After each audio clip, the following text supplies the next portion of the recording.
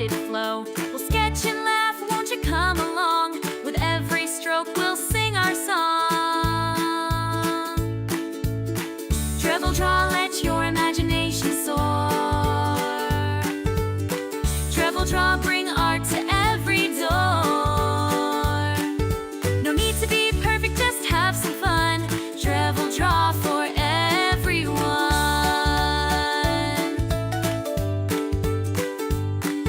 From silly doodles to masterpieces bright, we'll make something special day and night. Colors explode with each new design. In Treble draw, it's always fine. Treble draw, let your imagination soar. Treble draw, bring art to every door. No need to be perfect, just have some fun. Treble draw for everyone.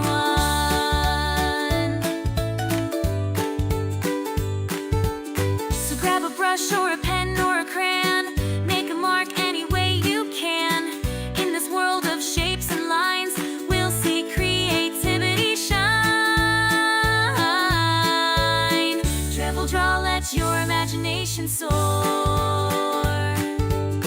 Treble draw, bring art to every door. No need to be perfect, just have some fun. The following is opinion-based and my own experiences in life. It is in no way designed to target or attack anyone and is open to your own interpretation. We allow all people to respond and share their own opinions here as well. All of this is by no means to do harm or to hurt or harm and instigate harm to others. Violence is doxing and is not okay. Only not cool, but it's a crime. Seriously, don't be that jerk. Alright. It's gonna be a tough one here today. We're already frozen. We're already freaking frozen. Great. Hold on. Alright. Let's fix it. It's gonna be a tough one today.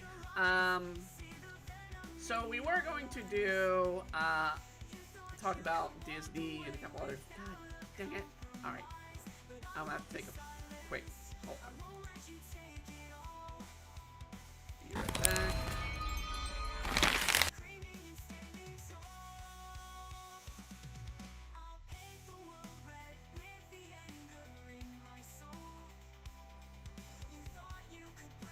Testing 1, 2, 3. We're still good. Alright. Coming back up. Drawing. I don't know why the text being problematic. There we go. We're moving. Alright. This is not going to be an easy one. So, part of the reason why I wanted to change this up from what was our topic as of Sunday was what I saw going on in social media on Monday. Some of what such social media on Sunday, but I mean, we kind of figured, oh darn, you know, certain things were happening this weekend. And I honestly wouldn't talk about the first part of this at this point in time, because I knew nothing was going to happen, and I knew it was just going to be a nothing burger situation, which would have been the case of Hasan Piker, and we'll go into that. We're only going to be addressing the current ban issue with Hasan Piker. We're not going to be discussing any of the other stuff. We'll get into it. I love to team up and some matches on Streamer if you'll connect in Discord. Okay, well, thank you for leaving that connection there, Gaylord. Blah, blah, blah, blah, blah. I'm 489,000. Passionate gamer who loves this game. There is no game. This is not a game. This is life. So yeah. I mean, sure we can chat on Discord, but this today is our topical stream, and for those on Kick, because yes, we have added Kick to the streaming. Tuesday nights are our drawing and topical stream talk, which is Treble Draw, where we talk about more recent subjects, draw out some comic pages, and then in the third and fourth hour, we draw out a request by a viewer to do as an art request. I will state at this point we have requests all the way up to September lined up. But I welcome and thank you for the follow there, Gaylord. We also have another follower over on YouTube, so I want to mention hi to the subscriber, Purple Graceful Lady Eureka. Thank you for the subscribe there on YouTube. That happened earlier today. I want to make sure we caught that and called it out. So yeah, we're going to be talking a little bit about the recent ban with Hassan Piker. We're going to be talking a little bit about the Carmelo Anthony case. I kind of wanted to not talk too much on that one either because of the murder trial.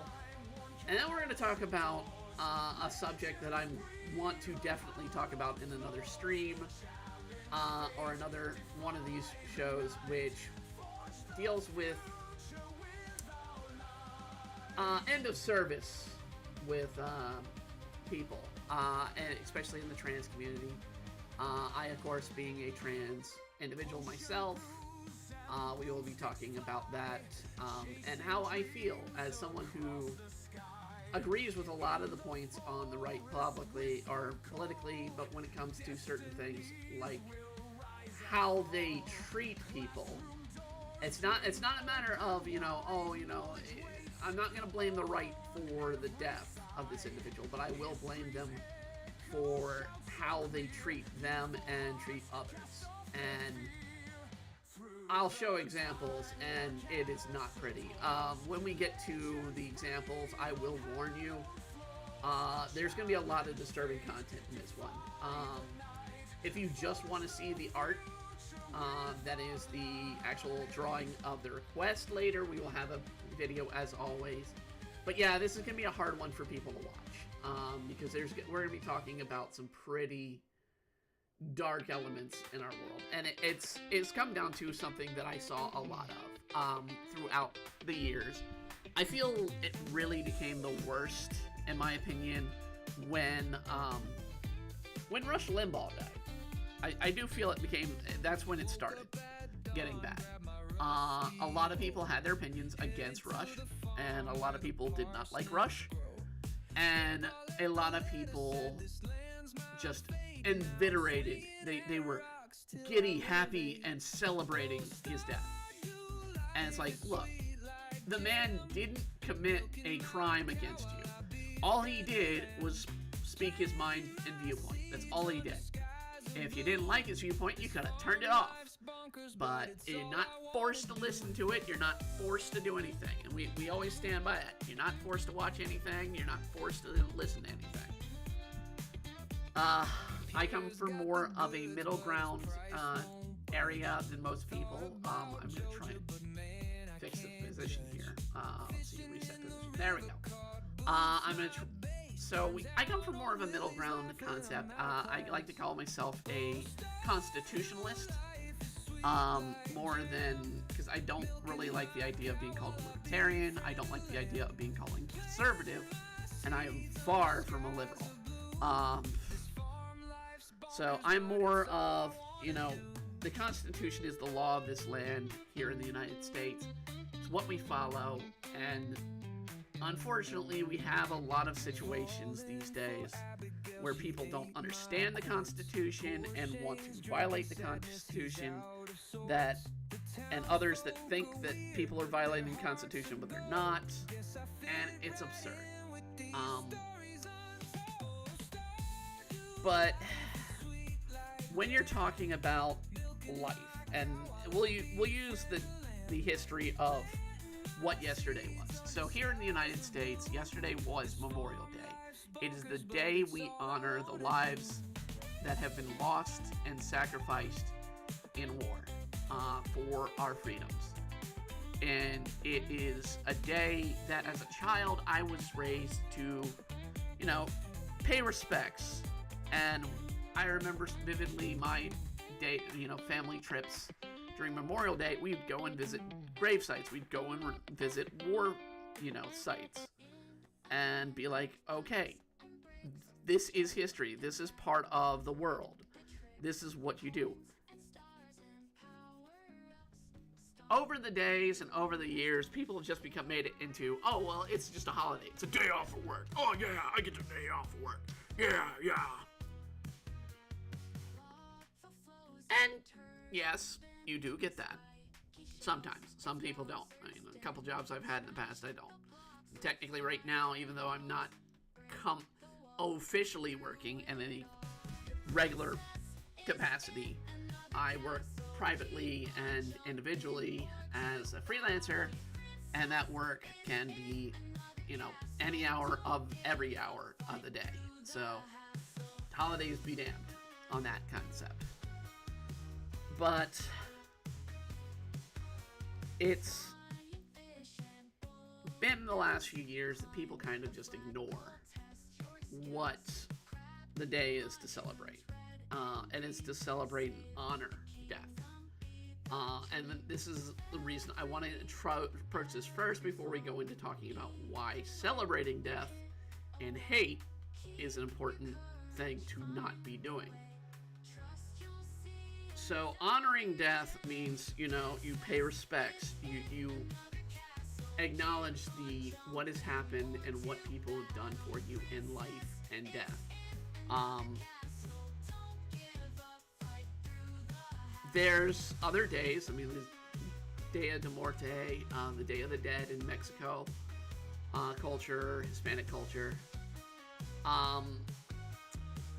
That, of course, is a way of celebrating the death, but you're actually celebrating the life of someone. You're not dishonoring them. You're not destroying them. You're not being like, oh, yeah, this person's dead. Yeah, let's go celebrate. Yeah! Good that they died. Which we're seeing more and more of. And it goes on all sides. It doesn't matter right or left, and that's why I kind of wanted to do this split up. I wouldn't have done this if I didn't have an example for both right and left on this viewpoints. And it just so happens we've got those viewpoints sadly within the same month. The Carmelo Anthony occurred last month, but it's still carried over into this month. And then, of course, we've got the case with Hassan, which just happened last week.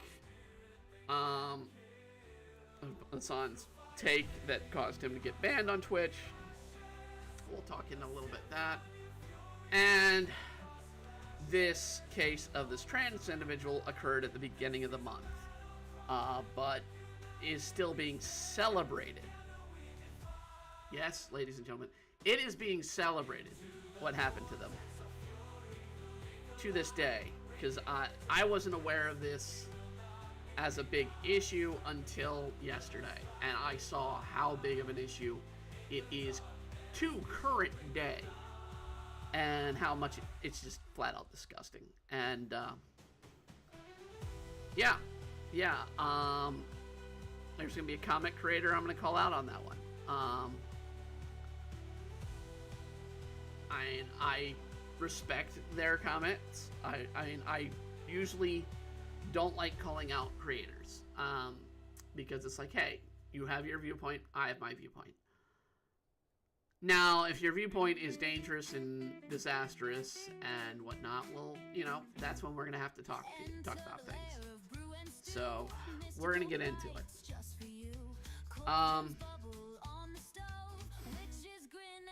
So let's start with the first case. So the first case involves two individuals, a couple, that were brutally murdered outside of a event from I don't remember if it was the Holocaust Museum or if it was an event at an Israeli embassy museum or something like that. It was an event that was happening that was honoring Israelis. And they were killed and brutally murdered by a individual who is very anti-Israel, pro-Palestine. And this has been an issue going for decades and years, but since October 7th, this has been an issue that's been building for at least 2 years here in the United States. Is the whole issues of Palestine and Israel and how much hate we get and whatnot on one side or the other. And I'm not gonna bring in much talk on the actual events of that. The events of October 7th were atrocious and horrible, and there is one side that uses human bodies and shields, and also takes advantage of having captors, and yeah, even starving their own people to death. And that is the Palestinian side. And Hasan Piker, prominent leftist, I don't know what you want to call him these days. He gets called different things all the time. I'd say YouTuber, but he's a Twitch streamer. Because the whole issue's with Twitch. This whole story and issue's based off of Twitch. So, you talk about the situation with Hasan and Twitch. And the dude, just this year, has been banned twice.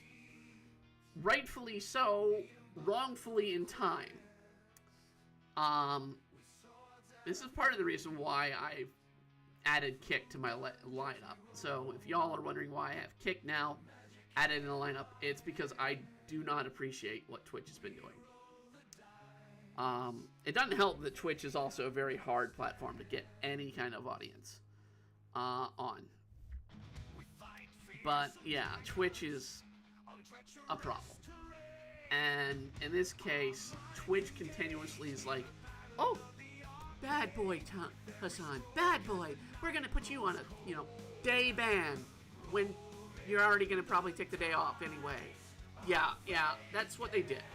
So what Hasan did to get said day ban is he reported the manifesto of the murder of this case that killed two Israeli influencers, or two Israeli embassy workers that were going to be married. They were going to be engaged.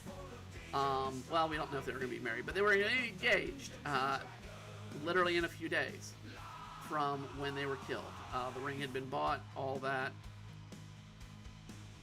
And when their death, came out, given the use or the vitriol that is the social media against one side or the other on this issue, it was ugly from the get-go. But here you have the death of two very innocent individuals. They're just doing their job and they're in love, they're having a great time, and all of a sudden some gutless coward, in my opinion, kills them. Because they are mind warped into thinking it's the right thing to do. Now, I do feel a lot of what Hasan promotes in his stream is similar. Now, to my knowledge, the murderer did not follow Hasan, but he led by a lot of the same ideals and actions and words that Hasan puts out there. And it's an ugly scenario where basically you're picking sides on a war and you're being like, oh, well, this side's creating a genocide. It's like, people don't understand what a genocide is. You want to talk a genocide, you talk about the Turkish genocide of the early 1900s. That's a genocide, folks. The Holocaust wasn't technically even a genocide because people lived.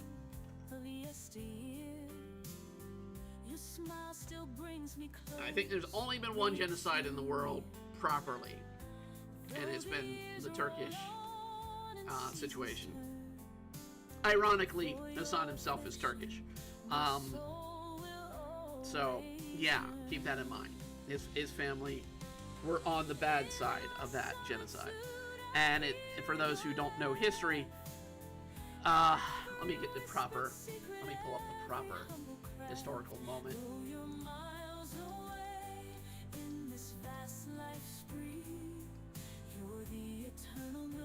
Alright. the Armenian genocide of 1915 to 1917. This is probably the only true genocide that's ever occurred.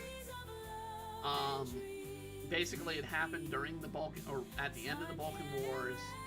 The Ottomans decided to arrest and deport hundreds of Armenian intellectuals, leaders in Constantinople, and they basically an estimated of 800,000 to 1.2 million Armenians were sent to death marches in Syrian desert. That is a genocide, folks. That is what a genocide is. And when you have somebody who just blatantly abuses words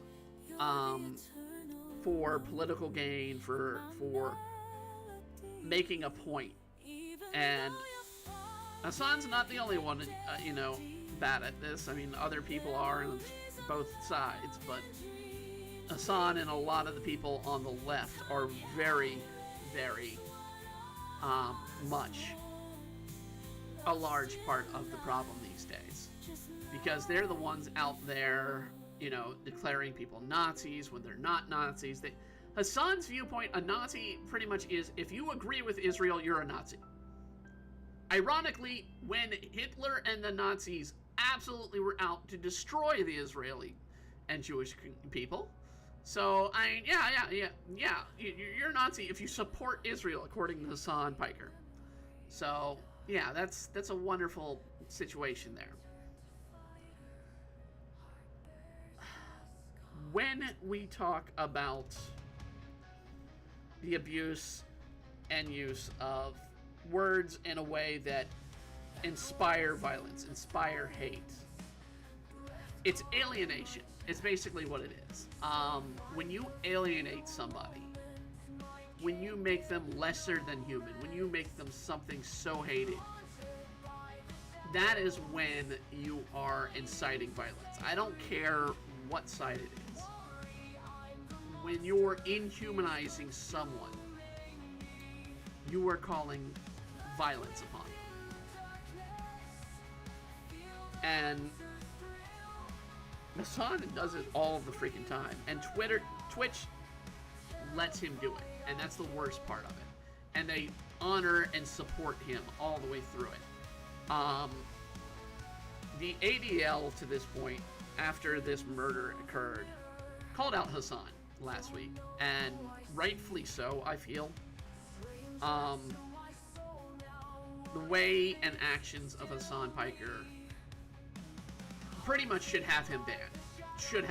But Twitch will not ban him because he's the top streamer on their platform that's political. And the people that own Twitch are pretty much, well, there's no better word for it. I usually don't like to be ugly and crass, but he's a dick rider. They're a dick rider of Hasan. And if it gets me banned from Twitch, oh no. Not worried in a bit. But yes, Hasan Piker is a dick rider, and well, he's not a dick rider. He's a dick rider of freaking terrorism and all these other groups that he vehemently supports. Whereas the Twitch executive, who keeps letting him slip and letting him have his way and basically, be like, oh no, we're gonna ban you for, a few hours on your day off. No. Whereas most people get, a week, a month, lifetime bans for the same crap or less than what Hasan has done. Hasan called out the death of a sitting senator. How the man is still not in jail for that is beyond me.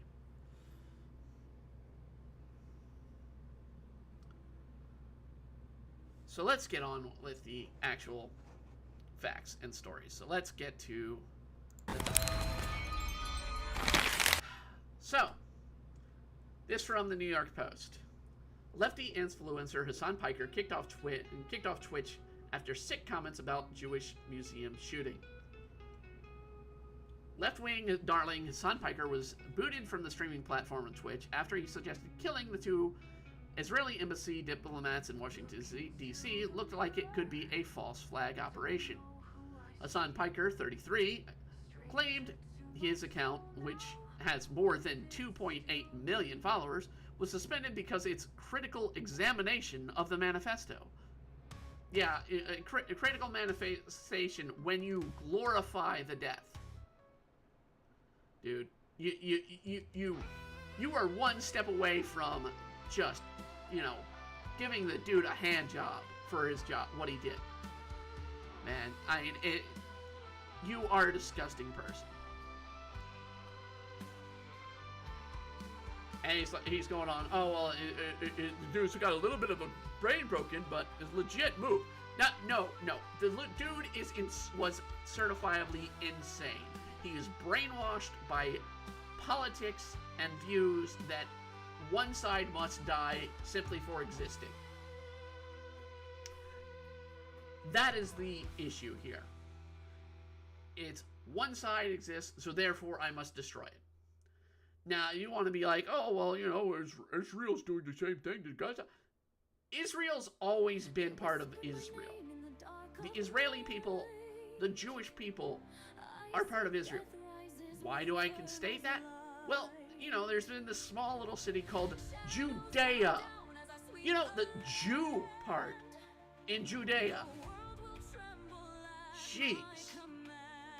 I mean, the fact of the matter is the Palestinian people did not exist for so long. And it's because what happened was they were a mobile tribe that moved from desert to desert and country to country and kept getting kicked out because they would do the same crap they're doing in Israel. The same crap in Israel, and countries would kick them out. They have nowhere left to go because no country will take them.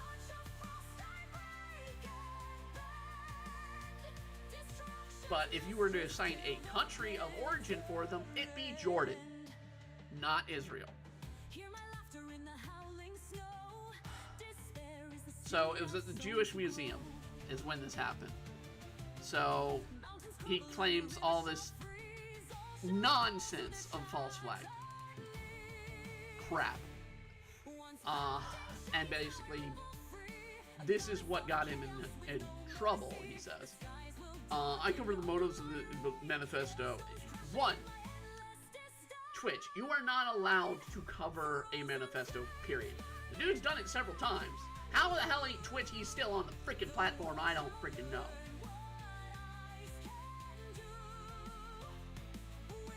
You let him stay on the platform while he's reading this crap. That's not including his avid, blatant call for a U.S. senator to be murdered. Which is a federal crime.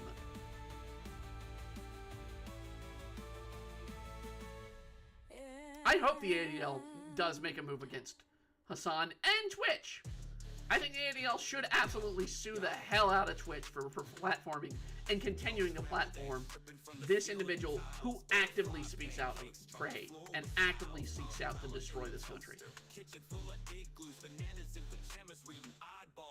Kick his ass out of the freaking country. That's my opinion. Let him go speak that crap in another country. Oh, wait. If he does, he'll probably be, attacked and killed. Oh, that's because he's doing something that absolutely he should not be doing in other countries. But we let it happen in America. But at the same time, actions like this are why he should not be platformed on Twitch. Or it really is. And how the platform is going to stay alive, it's not this way, Amazon. It really isn't. You continue to platform this crap, you're going to... there's a reason Twitch is dying, and that is it. Right there. Let's go into this other carrying of it on the Latin Times. Left-wing influencer blamed for Israeli shooting after Jewish org accuses him of spreading genocidal rhetoric. The dude flat out calls out genocide on all these other groups, especially Israelis, especially Jewish people. And platforms like the New York Times have done it. This article is from MSNBC. This does not show that they are absolutely, fine with it in even left-wing media. They're now realizing how much of a disaster this individual is. The platform. And it's one thing to call this stuff, but to glorify the death of individuals the way Hassan does, the way to glorify this stuff needs to stop. This is the crap that needs to stop. We are glorifying death.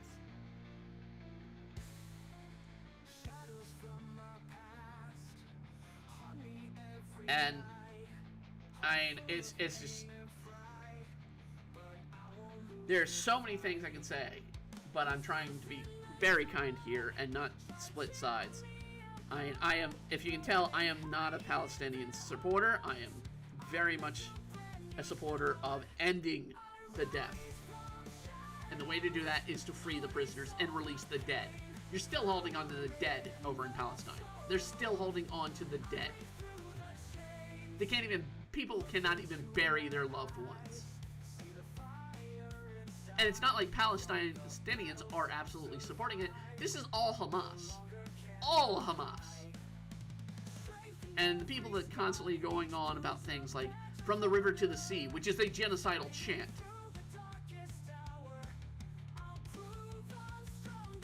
Absolutely don't know what the hell they're talking about. Absolutely. And it's crap like this that needs to stop. And Twitch, dude, you want to survive as a platform. Amazon, you want to make sure this platform lives. You start cracking down on this crap. You really do. You're letting the people, the inmates, run the asylum essentially on your platform, and you're destroying anybody who speaks out against it.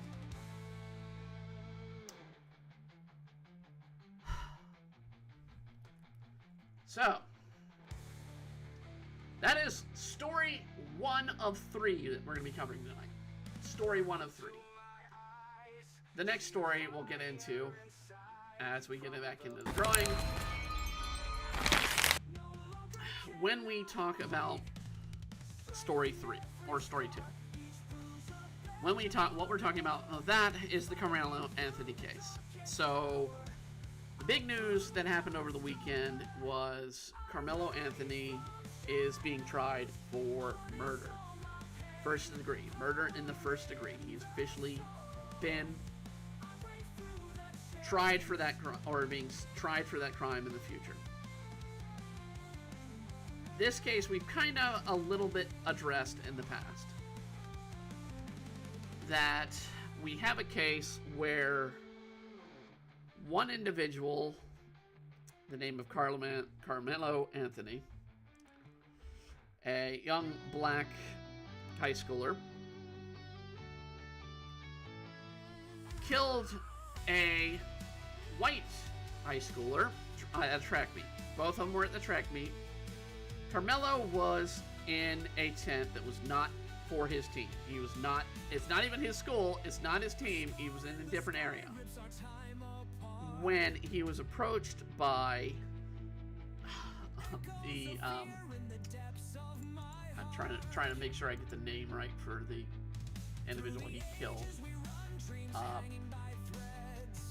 Anthony Medcalf.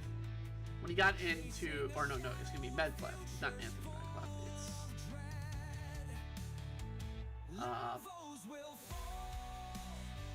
why am I not seeing it? It's just Med. I'll just go with Medcalf because I don't have his name in front of me. Austin Medcalf. Austin Medcalf. Okay, Austin Medcalf.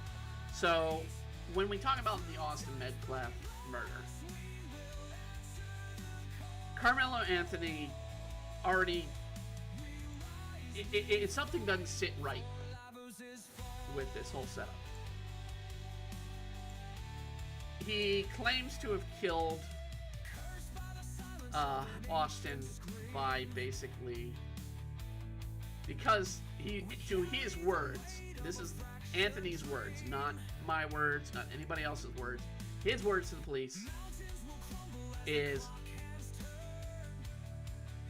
he was being attacked by Austin. Now, how was he being attacked? Well, according to witnesses, he was being confronted, not attacked. They didn't fight, they didn't push. It was a push. He was pushed out the way. And after being told several times this is not his area to sit in, that this is not his school, this is not his tent, this tent was reserved for the individuals of that school and of that track meet.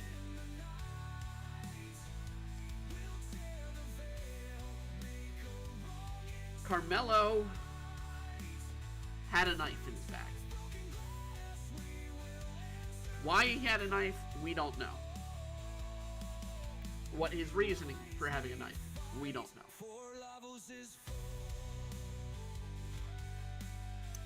But what we do know is when push came to shove, in literal case, Carmelo decided to take the knife up and stab and kill Austin Metcalf. And that's not just in anybody's words, that's Carmelo's own words. He killed him. Now, he immediately was like, oh, well, it's self-defense, self-defense, self-defense. Problem with self-defense laws is you need to have a life-threatening situation before you. Being pushed when you're sitting down isn't a life-threatening situation.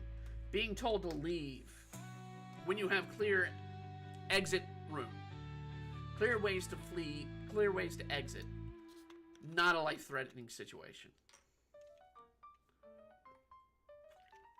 Stabbing someone in the heart because you disagree with them, that's a life-threatening situation.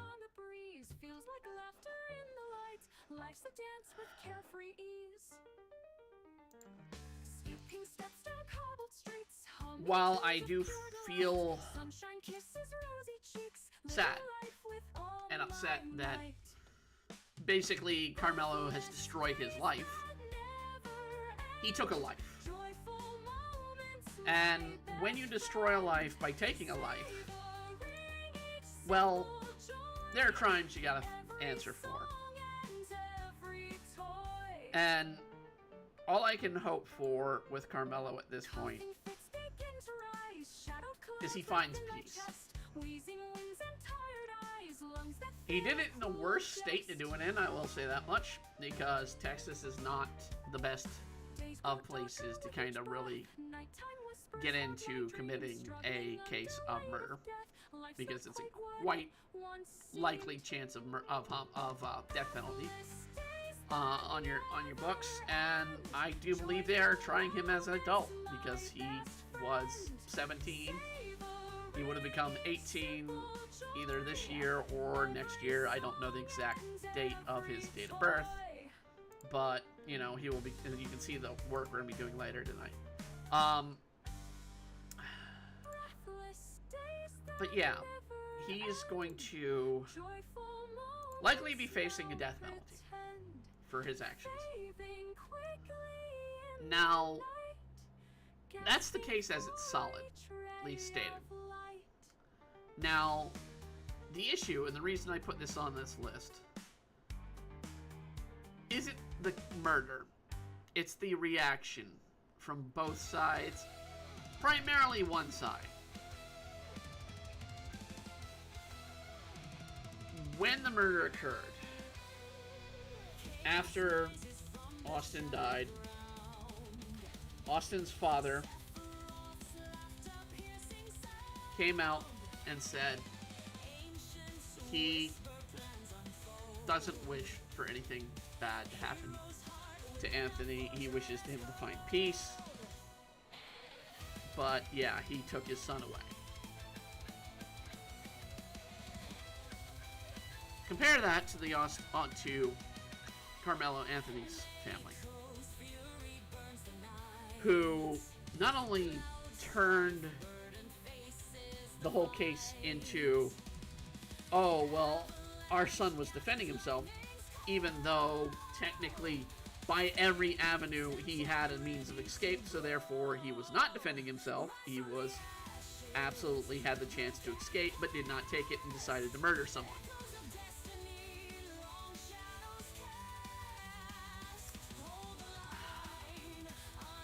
And in their opinion, Carmelo is 100% innocent. Despite having the murder weapon, using the murder weapon, admitting to the murder, he's 100% innocent. That it is a crime of race, or race crime, that he's being persecuted for murdering someone.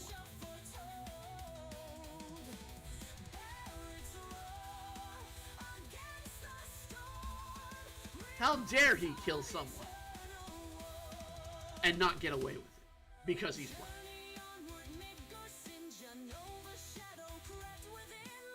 We need to stop looking at race. We really do.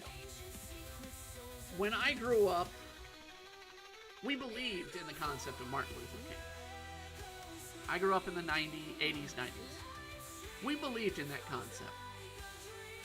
Martin Luther King's dream of the future.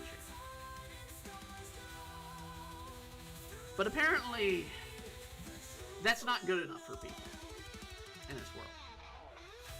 Apparently, that's not good enough to find peace and work together. Apparently, we need to persecute people for crimes they never did to you, but, well, you know, your ancestors faced crimes. You know, people that, you know, you held the name of in the past may have committed crimes against you. I'll tell you right now, as a family member of an individual who was lynched and murdered by two black men back in the 1950s.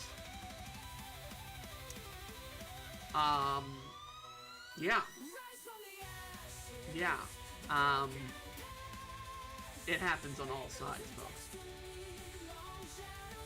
And to sit there and make that an excuse to murder someone now is absurd.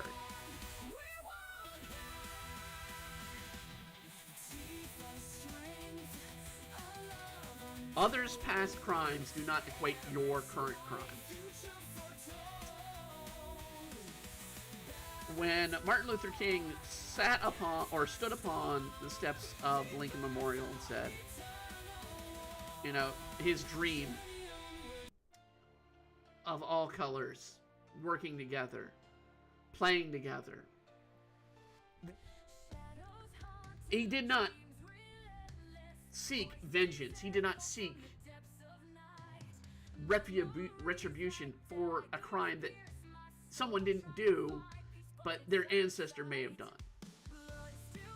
I mean, if we want to go down through history, we can go through all kinds of history and be like, oh, well, you know, my ancestors were, you know, enslaved by this race, or this group of people, or this group of people.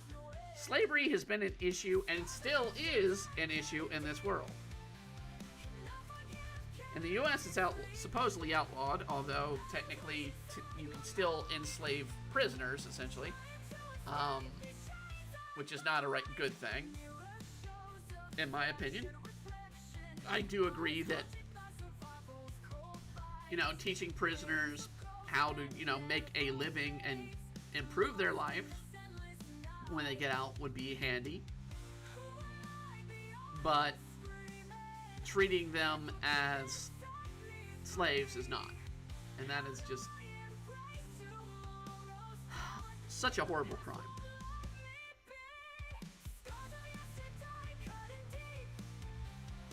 But we cannot overlook one crime for another. And this is one of the things I was despising upon when the concept of hate crime started.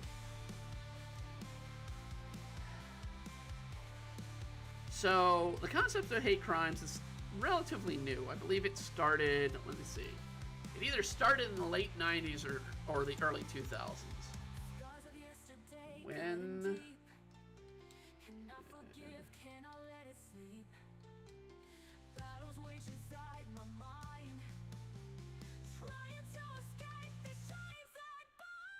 Glister, thank you for the follow.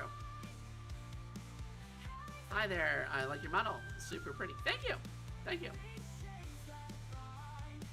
So hate crimes became a thing.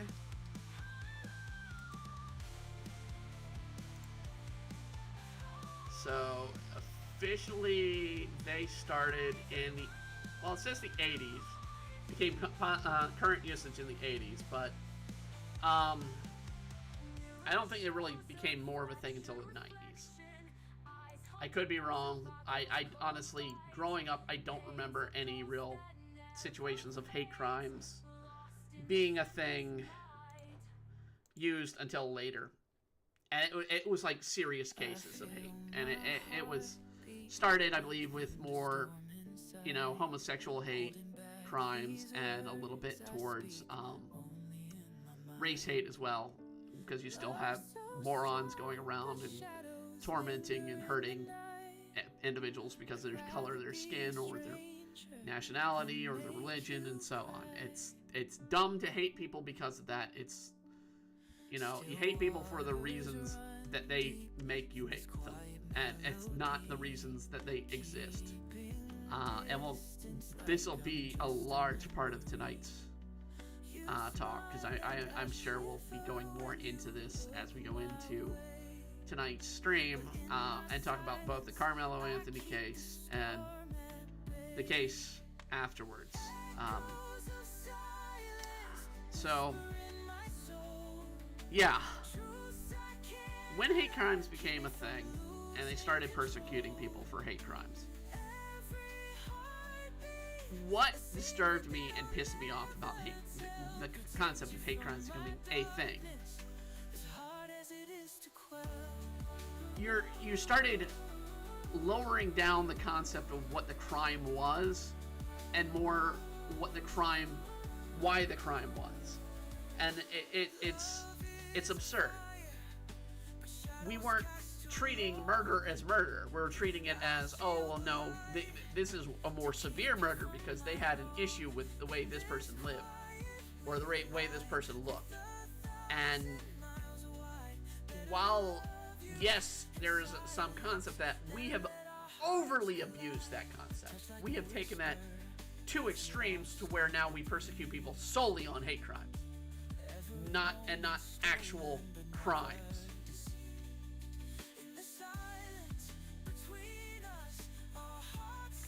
You could have somebody rob someone's, I mean, we'll use the example, yeah. We'll use an example from the UK. Recently. A woman was raped. She was badly raped by a Muslim individual. And when she reported this and described the individual, she went to jail for a hate crime.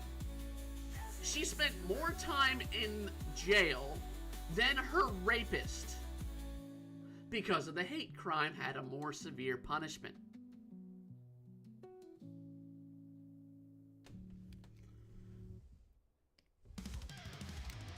You tell me,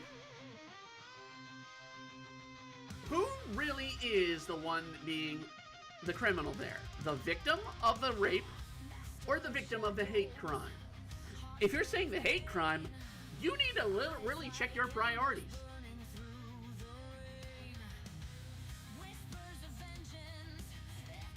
Because it is absurd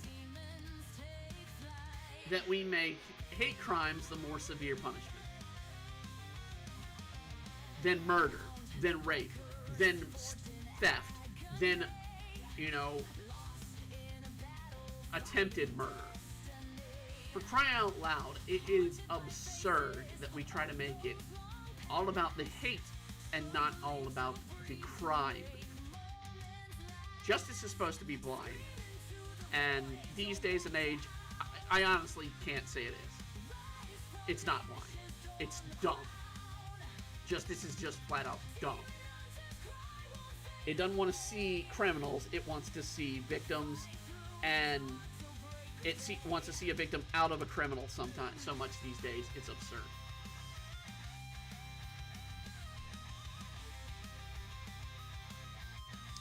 Are there criminals who get falsely accused? Yes. And all that can be done for those situations, you get falsely accused, falsely punished, is we make amends to them by supporting them, helping them out in life, and making good on what we did wrong. But far too often these days, there is a huge amount of people getting off of crimes, more severe crimes, because of the color of their skin, because of their viewpoints, because of who they are, because of what they like. And it's disgusting. People want to talk about, the whole concept of black fatigue that's going on these days. That's your reason. That's the problem. It's not actually the fatigue of seeing someone of a different race. It's the concept that crimes should be less severe on these individuals because of what their livelihood had been, because of their race, because of this, because of that. When you commit a crime, you should be punished for that crime. The end of story. Doesn't matter what you are. You could be, pretending to be a dog and have green skin and breathe water. You commit that crime, you're a criminal. Period. That's how it should be seen. There should be no matter of race, sex, credence, interest, whatever involved in that case. Unless it is a crime that involves that. The more we make it a situation of that being the reason why they did the murder, why they committed these things, and the people to blame on this crap is lawyers. 100% lawyers. Because lawyers are the ones that are getting these people off. And they're trying to find each and every freaking way to get these people off of crimes. Because it means more money for them. They get their client goes to jail. Well, they aren't getting paid now, are they?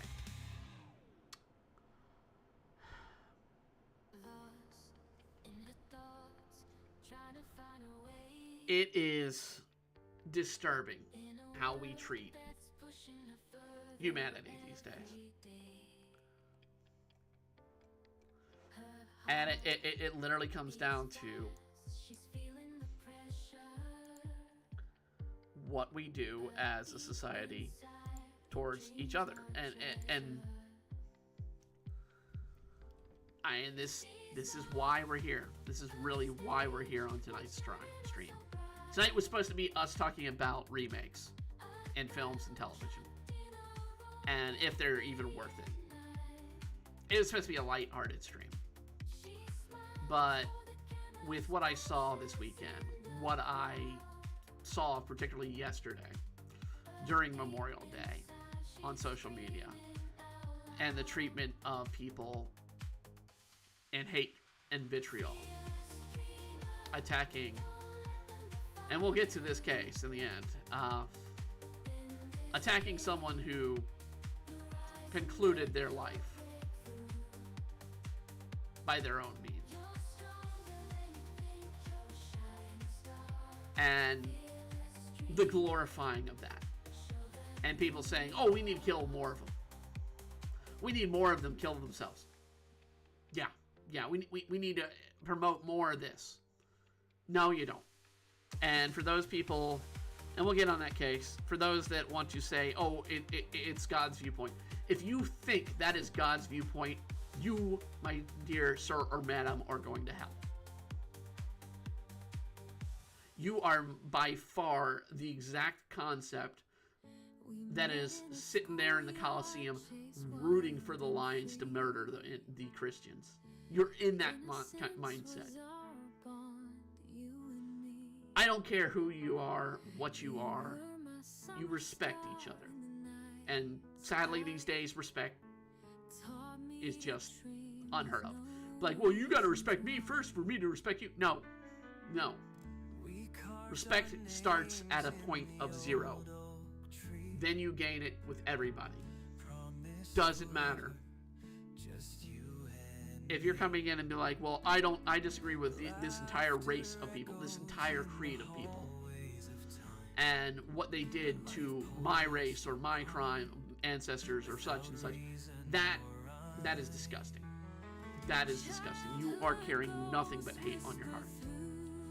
And you are just looking for a reason for bloodshed. And the fact of the matter is we have just way too many people of that mindset right now. And it's sad. It's sad. It really is. We should not have a situation with people telling the world and being like, oh, well, you know, I killed this person because this reason. No. That's wrong. Now, some people might be like, well, you're being hypocritical. That would be a hate crime, wouldn't it? Like, no, it's a crime. First and foremost, it's a crime. I don't care what your skin is, what your thing. All of us start out with the equal rights, especially here in the United States. Every single one of us. What you do with that life, what you do with your life, what you deal with your experiences makes you you. Now, if you persecute and hurt others, that is on you. That is not on your race, that is not on your creed, not on your religion, not on whatever.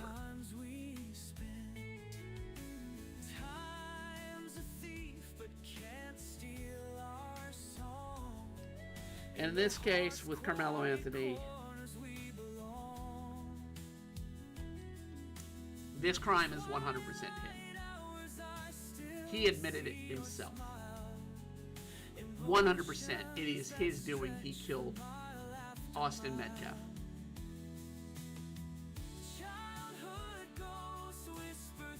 If he just accepted that, I think the laws would have been more lenient on it. But I got bad news for you, Carmelo.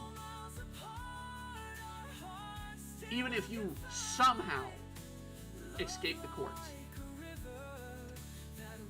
you, Carmelo, the murderer, Carmelo, will be stained upon your soul.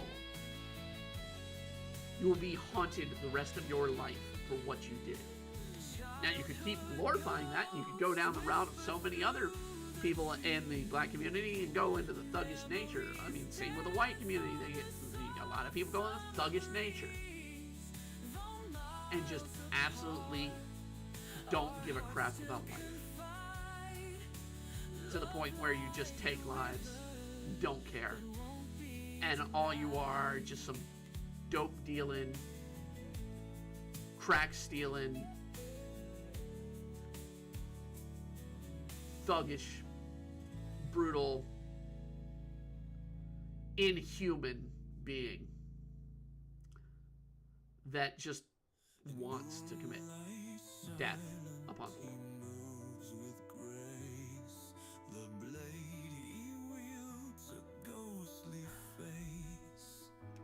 I was raised Christian, and what amazes me with people in Christianity, a lot of people don't truly understand it. Part of what they don't understand, it's not the laws, not the belief, it's the action. It's the day-to-day.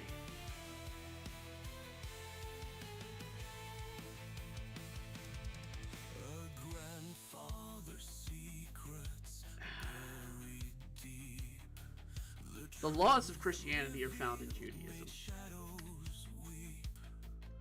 Be it the laws that are from Deuteronomy or the laws of the Ten Commandments, which base our own American laws on.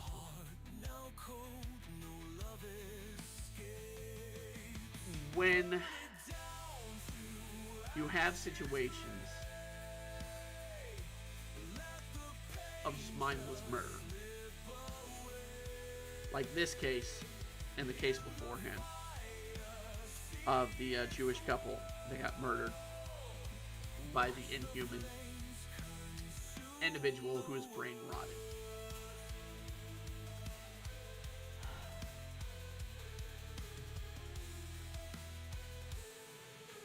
The decisions the individual of that murderer does, the decisions that Carmelo Anthony did, they're on them. They're not on you. They're not on God.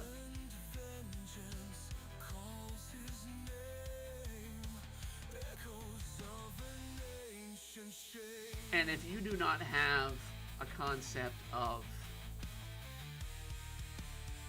being able to respect another person's life, then one has to question your own sense of humanity, period.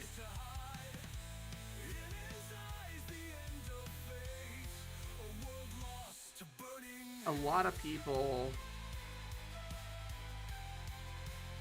I mean, this goes into the concept of abortion, and I can flat out tell you right now, I'm against abortion, 100%.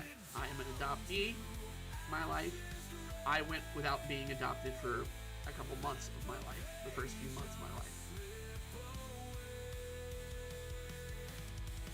I was unwanted, and I found a family that wanted me. The idea that I could have been just another abortion, just another life taken from a mother who didn't want them, it's devastating.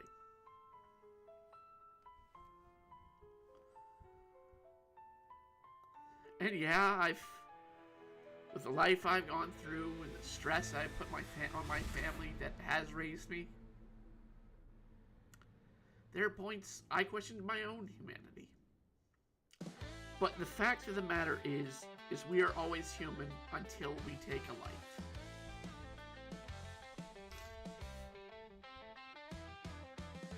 Now, there are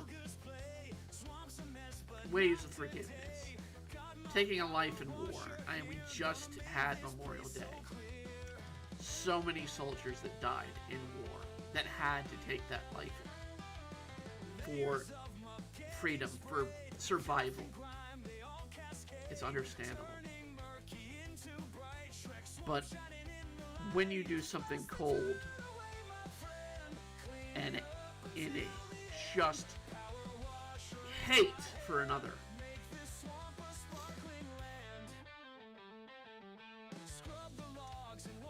then you have to question, are you really human?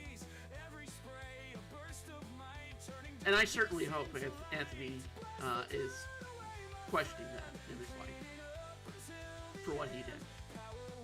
I'd say that the same with the individual who killed the Jewish couple. But I fear that individual is just pure brain rotten, under the influence that has been known and covered with Palestinian beliefs.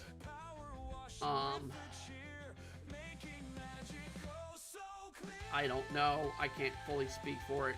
If it's just somebody who just bought into it through just news media.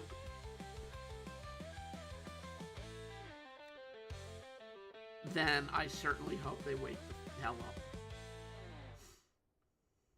No, I am not saying that individual's name.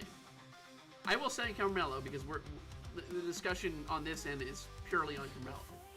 And when we discuss, the elements of what happened with the family, Carmelo's family, after the murder, it's important to talk about. So let's go to the talk here on Carmelo.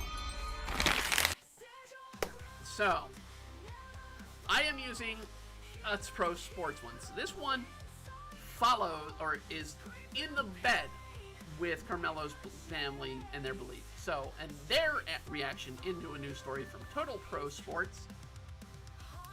by Lou Fowlis, Carmelo Anthony and his family received terrible news that he has him facing life in prison. He's lucky if it's life. Let's put it that way. Carmelo Anthony, 17, is charged with murder of the the same age of Austin Metcalf, and has received terrible news as pertains to his case. You've destroyed your life, Carmelo. There's no answer there. You've already destroyed your life. How bad you're going to make that, it's up to you from this point. According to reports, Anthony is to be tried as an adult, which is believed. He's 17. 18 would be normally when you do it, but in the case of murder, you usually push a 17-year-old up to an 18. Because by the time he's found guilty, he would be 18. And while the death penalty is off the table, so they did remove the death penalty, so he will live. I can't say how well he'll live, but he'll live. He would face life in prison if found guilty. Anthony was arrested and underwent due process following the Metcalf's death trial. In April, the teens got into a fight at high school track meeting in Frisco, Texas, told Anthony to leave his team's area. The latter alleged to have taken a knife from his bag instead. No, that is wrong. It's not alleged. Metcalf or Carmelo Anthony admitted to it. One, the knife never left the bag. It was stabbed through the bag. And Anthony admitted to it, so therefore it's not alleged. He admits to it.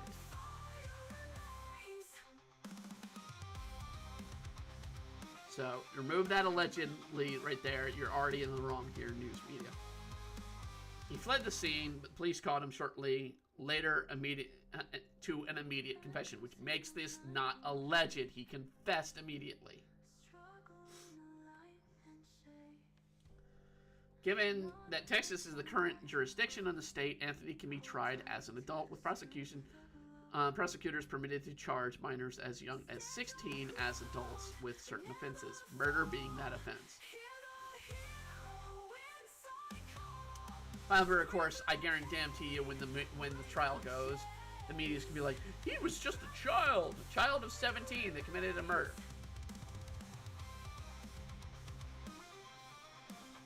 When you commit a heinous crime, you are a criminal of a heinous crime. Doesn't matter what your age is. There are some downright scary-ass children out there, folks. A conviction could see him spend the rest of his life in prison with the possibility of parole after 40 years. So Carmelo would be coming out of prison basically in his 50s to 60s. If it is 40 years. Chance it could be less. Chance. How the lawyer's been acting in this case on Carmelo's behalf, I don't know. It's going to come down to the judge on this one. It really is. Janitor is currently under house arrest following a payment of $250,000 bond. $250,000 bond. That was something we addressed before. I feel wrong. I feel that no one should be able to pay off getting off a murder. Really. I really don't. I think of that concept. If you are accused of murder, I do think you should sit in jail until the trial. I'm sorry. If you're wrongly accused, oh well. I'm sorry. But when we're talking about the possibility of having a murderer out on the streets, yeah, I have a problem with that.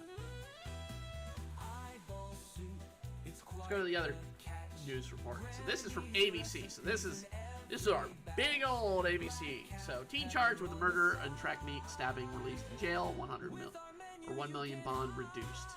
Yeah, So this was back in April 15th, so this was over a month ago. This talks about the bond situation. Now, I want to see if we get the name of his lawyer. Judge, what was his bond arrangements? Including Anthony's age, lack of criminal history.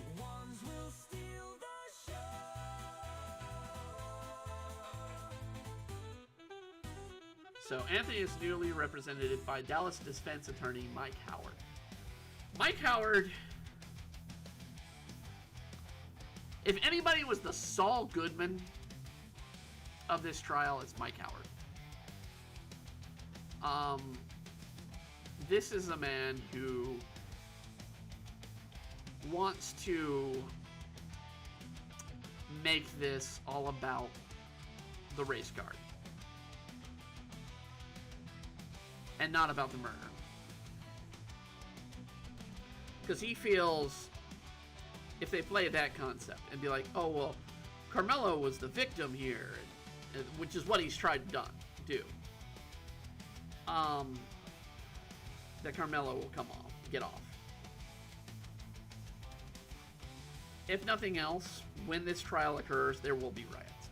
There's no doubt in my mind there will be riots. It comes with the territory, folks. Unfortunately, it does. One way or the other, there's going to be riots. It's like watching a huge sporting event, like the Final Four or the end of the Final Four, or the basketball tournament, championships, or football, the Super Bowl championships and whatnot. Some cities, they're going to be riots if they win. If they lose, there might still be riots.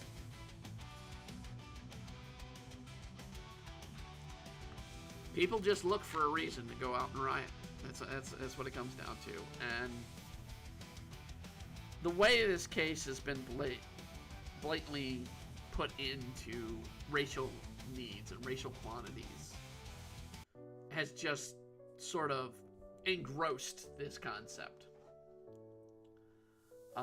So Dallas-based social justice Next Generation Action Network, which is advocating for Anthony in the statement on X, that reducing his bond gives Carmelo and his family a much-needed window of relief and chance to prepare for the road ahead.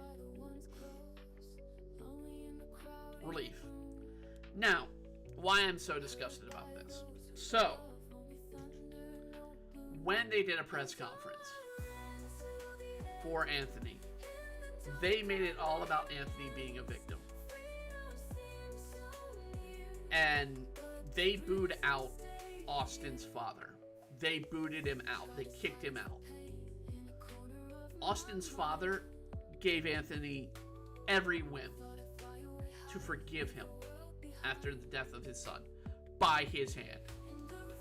And he gets treated like scum for wanting to be there at Anthony's sort of press conference. I'm saying sort of because it was nothing but propaganda. Absolute freaking propaganda nonsense.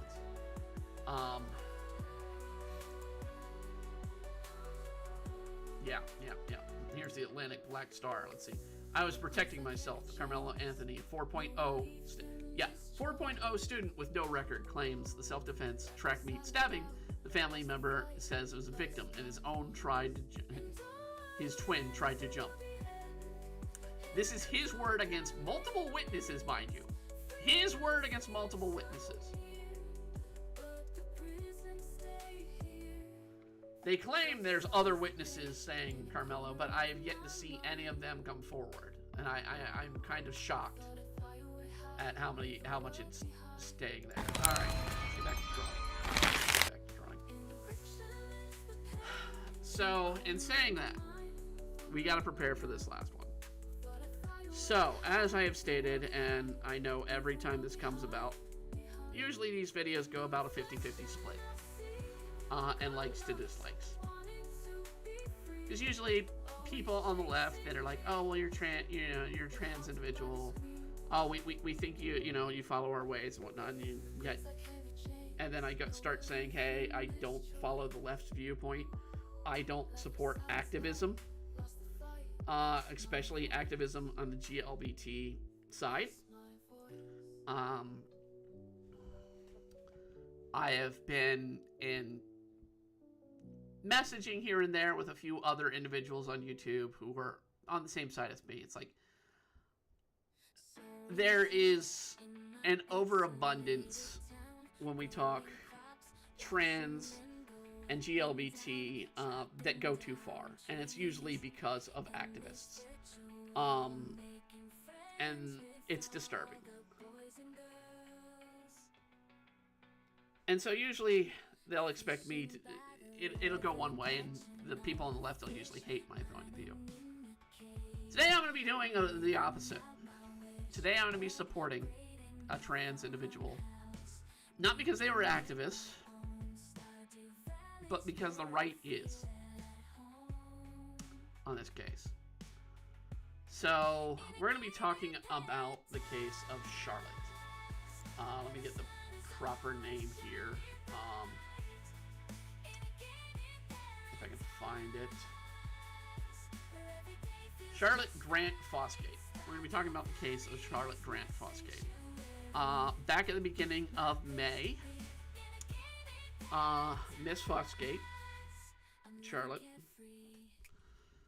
was depressed. Anxiety had hit, depression had hit. They were in Oregon. Oregon is a very leftist city. It is not right.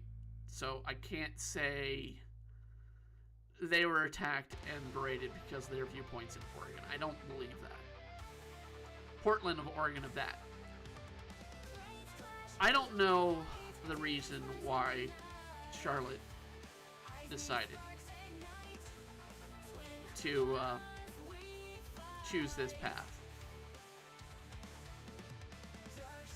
There's a reason why the Trevor Project exists, and I fully support the Trevor Project.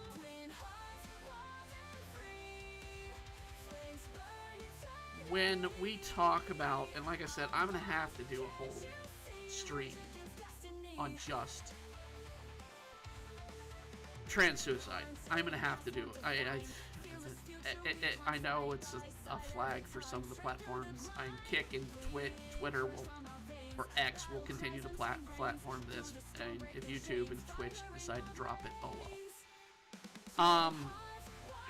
When we talk about trans suicide, the numbers are not good. They're not good. As a trans individual, someone who has gone through mental health for suicidal tendencies myself in the past, yes, there's a lot of mental issues around trans issues, and I've called this out before, and I've said, look, if you're going to transition, first deal with your mental problems. It's not going to guarantee all mental problems are solved and fixed and whatnot.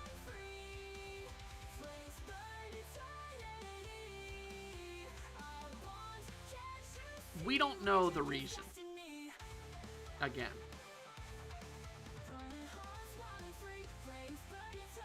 They left their home in the middle of the night. We know that. They took a bus and their cell phone. They took a picture, and we'll show it later. The picture that they took on their phone. And what their quote-unquote final words were. And how the audience of people treated this.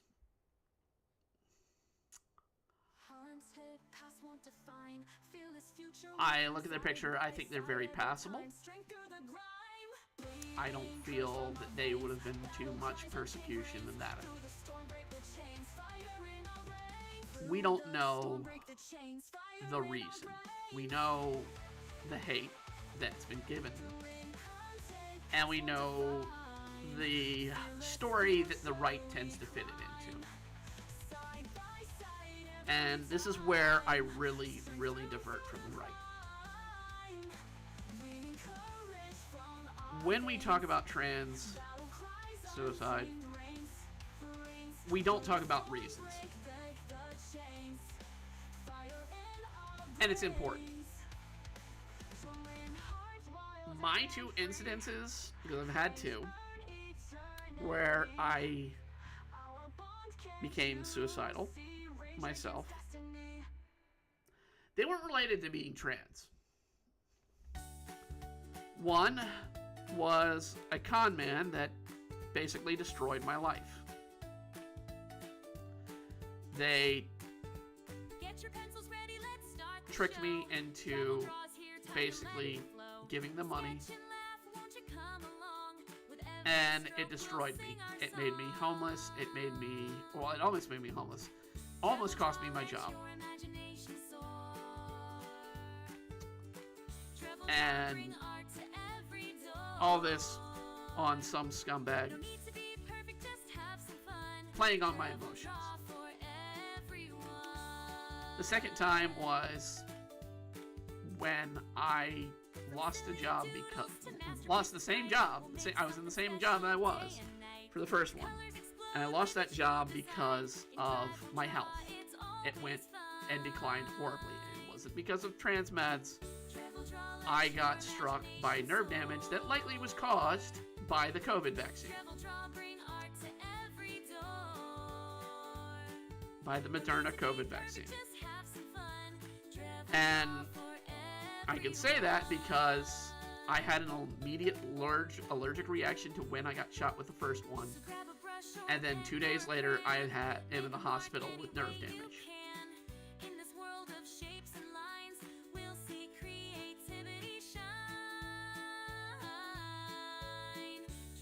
It took me from a job that it wasn't a great job, but it was a job.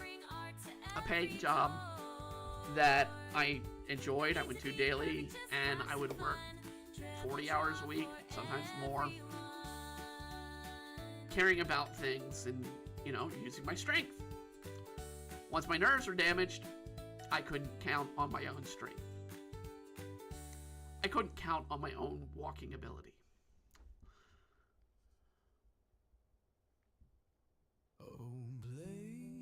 There is nothing more dehumanizing in your life than the loss of feeling, the loss of movement.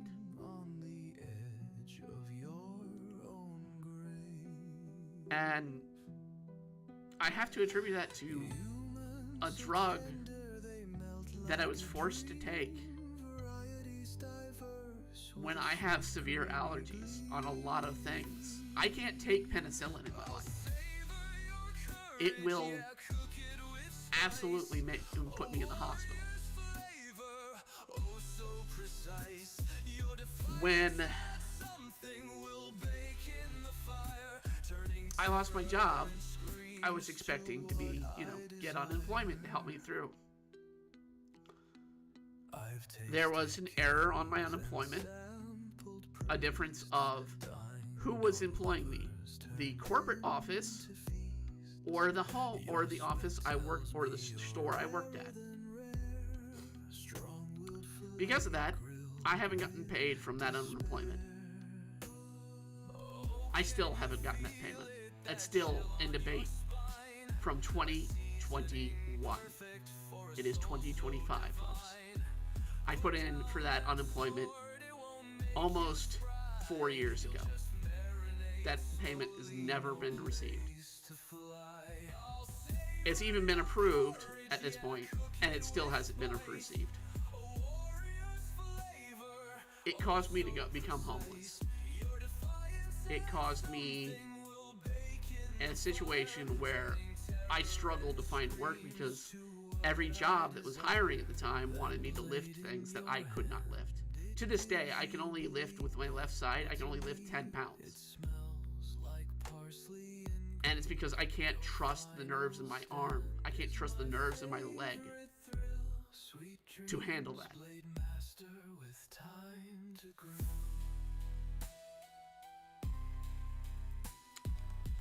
Since then, I've had several times where I've fallen. I'm not even 50 yet. and I'm falling. That put me in such a depressed mood that by the time I'm getting kicked out of my home, by the time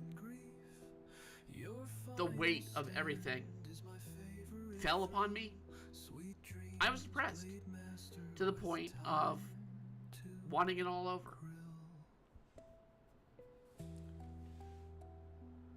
Again, we don't know the reason for Charlotte. We don't know what brought her to the point she is, and I will address her as a her. I know many on the right, and I will show you. I'm going to show you the raw Twitter, and I do warn ahead of time, people, what you're going to see is hate and vitriol. That is disgusting. It flat out is disgusting. And those on the right that are cheering on this kind of crap, you are no better than any other group cheering on the death of people. This person was a human being, first and foremost. I always say that to people. It's like, yeah, I'm trans, but first and foremost, I'm a human. Yeah, I'm white, but first and foremost, I'm human. I don't care. Like I said earlier, I don't care your beliefs, your race, your creed, who you love, what you love, whatnot. There are problems I do have with certain individuals and who they love. Rightfully so, because I do feel it's criminal.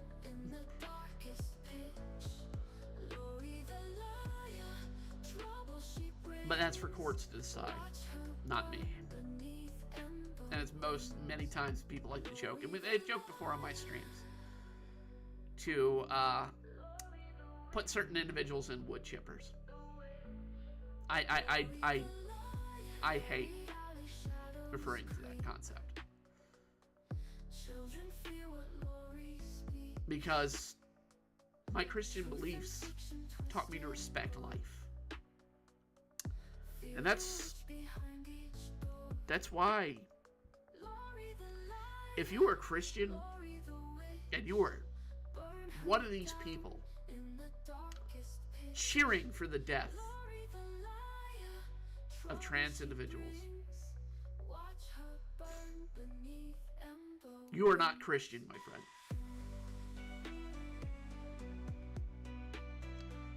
You are cheering on evil. You are rooting for evil. And you are going against the teachings of the Bible. You really are. And I have to state that way, because it's time to show you this. Again, I'm going to forewarn people. This is going to be disturbing in multiple ways, because we're going to be seeing the actual celebration. Again, this incident occurred when they concluded their life, was back at the beginning of May. Literally the beginning of May. It was May 2nd.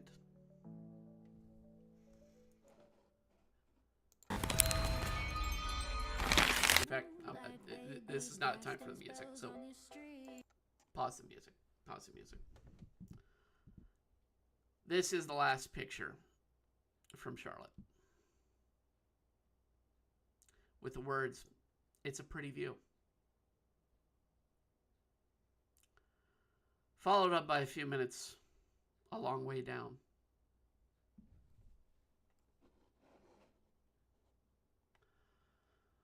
Stone Toss. I didn't want to mention you, but you were what kind of brought this in. I agree with you. You were a dark humorist. I agree with you on a lot of things. And your humor. This comic, at this time, in this place, was wrong, dude. 100% wrong.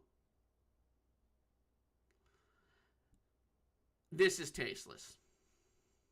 this is disturbing. But that's not all. It's not just Stone Toss. But I will call Stone Toss on this because it's disturbing. Let's just see some of the reactions to this. And again, I apologize, but there are going to be some stuff that I am not going to say because of the language they use. So first we get another, here's the first one right here, Mr. Vibrating.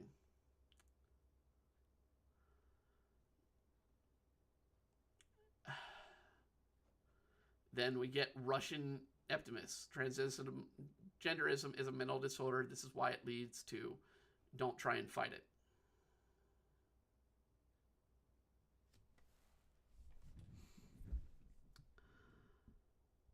Those who don't understand why the change was done in the mental disorder, those who are like, oh, well, what reason was there to change it? It's a mental disorder. Yes, it is a mental disorder. The reason why you treat it differently than you treat other mental disorders, and this is the thing that a lot of people get wrong. It's not for others to accept, it's for them to accept. You don't treat a person who can't walk by telling them just to grovel around on the floor and not move. You put them in a wheelchair. You give them prosthetic limbs.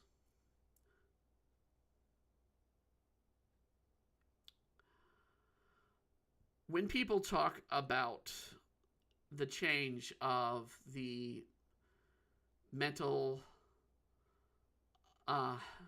Bade, sweetie, thank you. Talk about the mental change, or the change of the mental guide about trans. A lot of people don't want to talk about what's been changed over the years in that guide. At one point, menstruation was considered a mental disease. Talking back to your husband was a mental disease.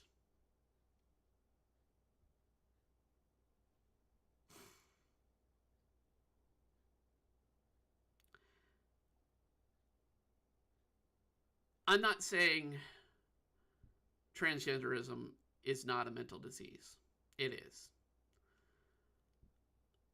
But the treatment the world does to people that are gay, that are trans, that are whatnot, is one of three ways. It's ignorance, or acceptance.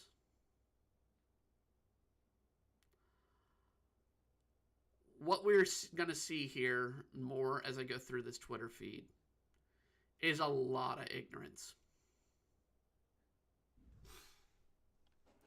Man, when I try to read these reply, cool. So this is one person that's getting it right. A couple people, and then we get to Cold Black Hat. Another one joining the 41%. I really hate classifying suicides in this way. I really do.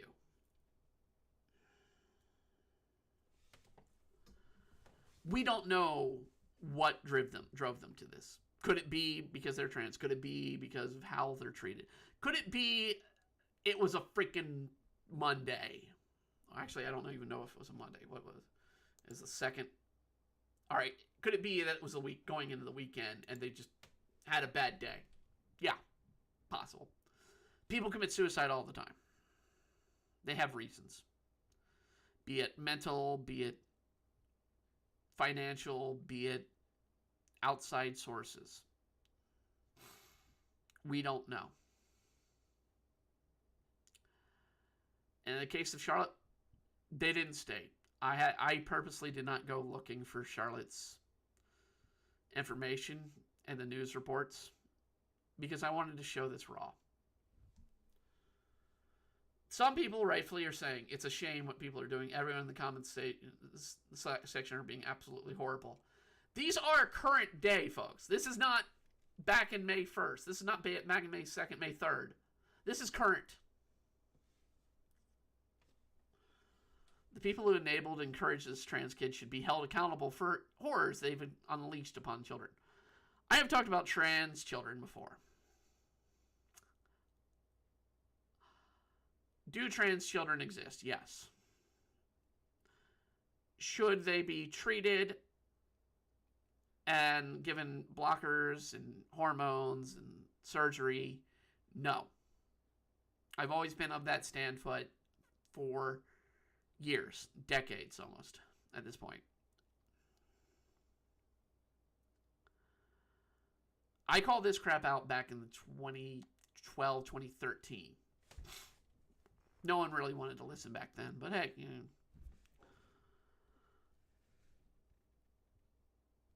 Now we're upon this situation where it's like, oh, this is wrong. We shouldn't allow it, blah, blah, blah, blah, blah. Yeah. But then we generalize and persecute and destroy.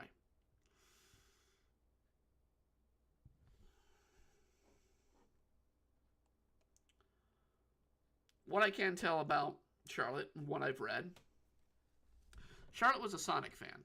They were one of those individuals that loved Sonic the Hedgehog. Loved the games, loved the world that was around there. Just loved it. We've had a few people on that have loved Sonic. We've had one member here that we chat to regularly that comes on our Tuesday streams, and I know I talked to them last time we were on. So that they were not Charlotte, but I don't know much about their life, but I do know a lot of people out there are Sonic fans. Good on them. Sonic and transgenderism doesn't add up. We can go into the case. In fact, I might talk a little bit about the case of Texas banning anime later as we do the art request tonight.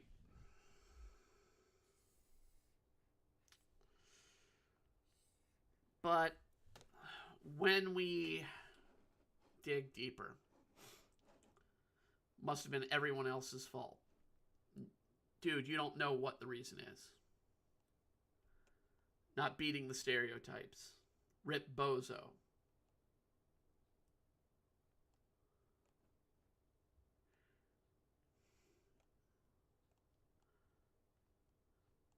Rip Bozo. Rest in peace.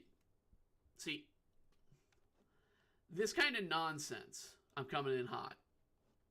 And then the recent insult to trans people. Troons. So the fate of all troons is to either detransition and live the rest of your lives as a basically as a haggard former drug addict, or do this.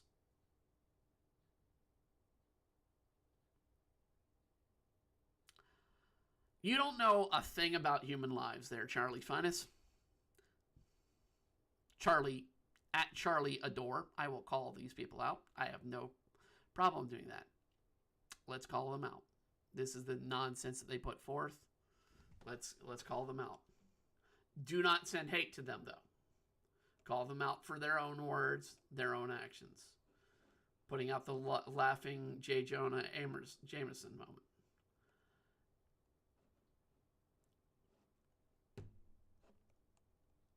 People that act this way on the internet, most of them are gutless cowards to say that to a person in their face.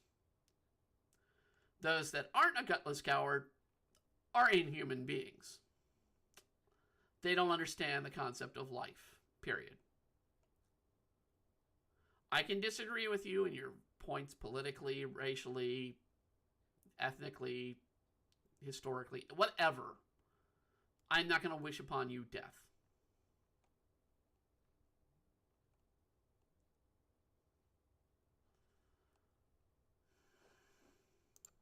That was just the ones responding to them there.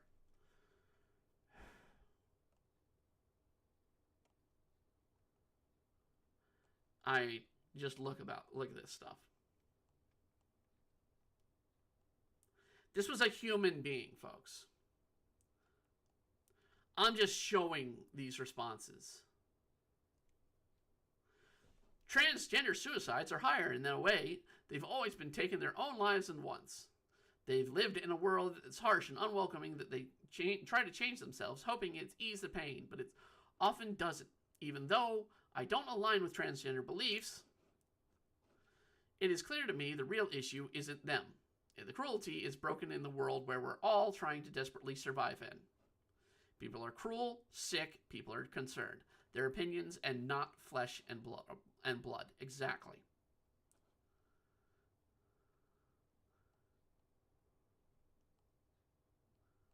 And you get people like this. Add the Israeli flag. Freaking idiots. These are the same people that go on and just make everything about X group or Y group and whatnot. Reported dude. Suicide or self-harm. Asking others for encouragement. Engaging in self-harm or suicide.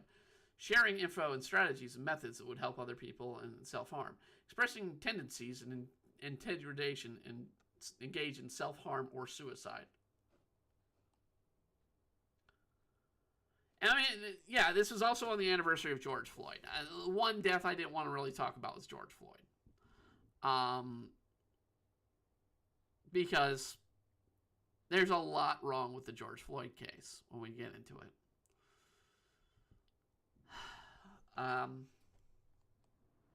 But yeah. And see, this is the gutless person right here. Xenophobe, appropriate name for how they are. Grok, add a smiling Benjamin Netanyahu saying I did this with a sign that reads, join the 40%. This is Charlotte right here. This is Charlotte. This is the individual we're talking about.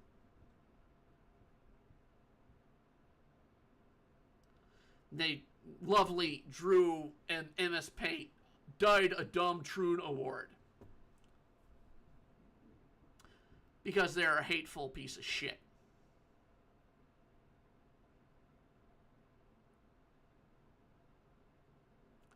When we celebrate, and you can see Grok, let's see here. Here's Grok adding exactly what it says. Thank you so much, AI Grok, for doing this shit. Just thank you for being more of a gutless pieces of shit out there.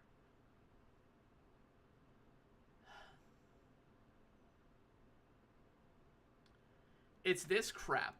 It is this crap where people act this way that brings this stuff. I don't care even if it was about being trans and acceptance for Charlotte. It's people that act like this. This is the right. This is the right that they always talk about that is there. And that the right refuses to acknowledge. This is the right that's out there. I'll call the left out on their bullshit. This is the right's bullshit.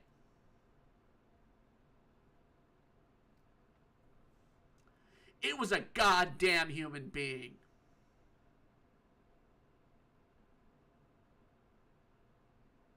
Charlotte was a person. They lived a life. They had family. And gutless, fucking moronic people on the right, on the internet, celebrate this shit. This is why I had to do this stream tonight.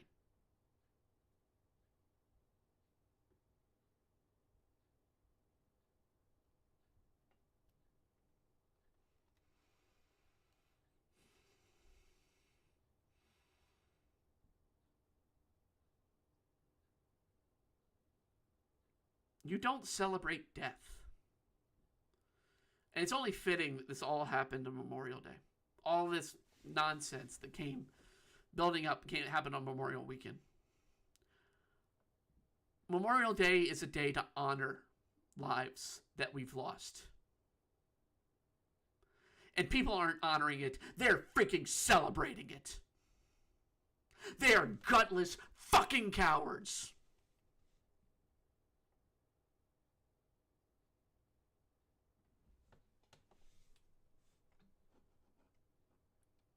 I don't care your freaking beliefs. But when you celebrate death, you are inhuman to me. You are the biggest scum of this earth. And I see it on all sides.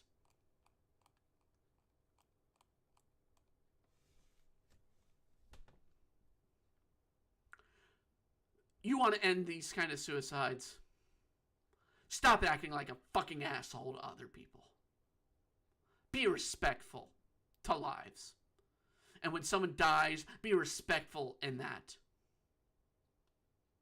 Even if you have a disagreement with them. And if you don't believe me, let's go into the whole Biden situation here at the end. Biden getting cancer. And I'm going to go to my own Twitter page. So we're just going to go to my own profile. And I'm going to show you how I responded to Biden's cancer diagnosis, folks.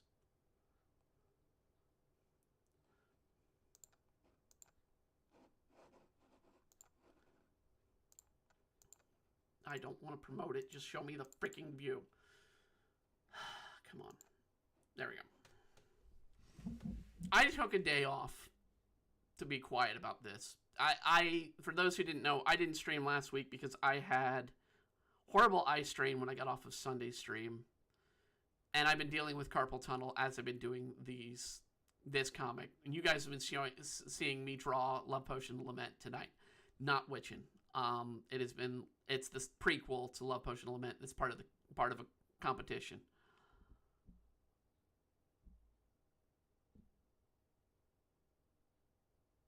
When Joe Biden's diagnosis came out, it was fishy for the news to come out. But I did not come out and say the crimes the man did to deserve things. I wished his family well. I wished his family peace. Because that's what you do.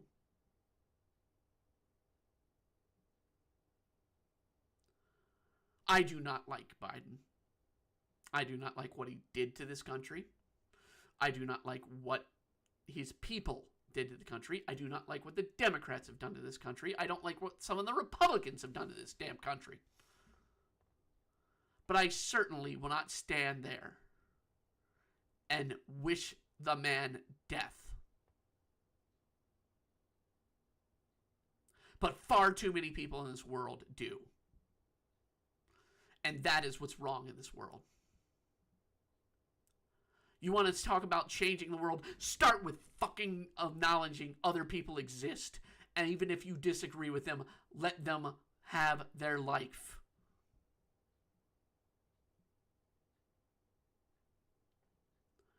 The only way a change occurs in this world is when you bring it about through thought and meaning, not through celebrating when people die.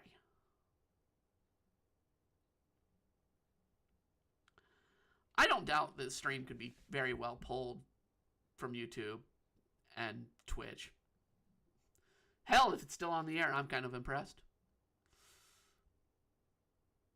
Because we are violating a lot of their terms and services to talk about subjects of death.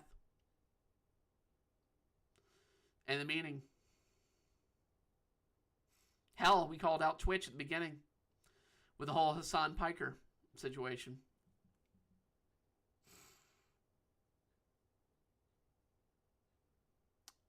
But we have to call out the evil, the twist in our hearts to celebrate and invigorate ourselves in the death of others.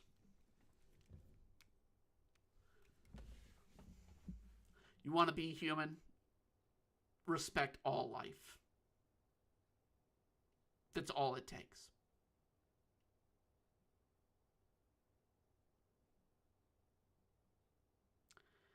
It's not some grand gesture. You don't have to even do much. You just have to not revel in the misery of others. You lend a hand when disasters occur. You do something to help somebody out. You don't revel in death.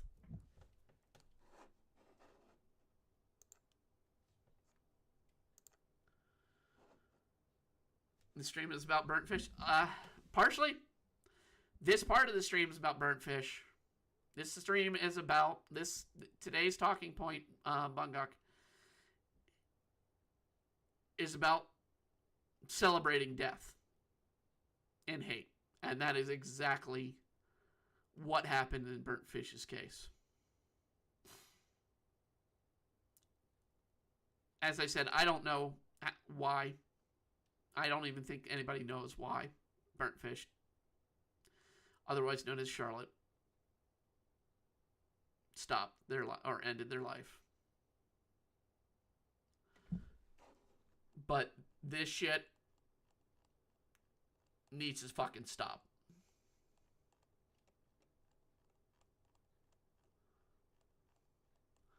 Where people are just insulting people who got to the point of destroying their lives. This promotes more of that crap.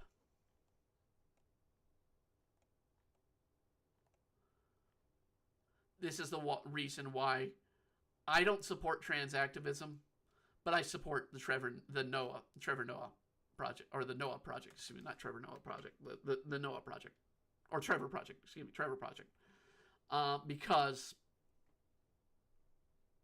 we need to stop suicide. We need to stop murder. We need to stop all kinds of crimes, and the best way to do that is to not glorify it.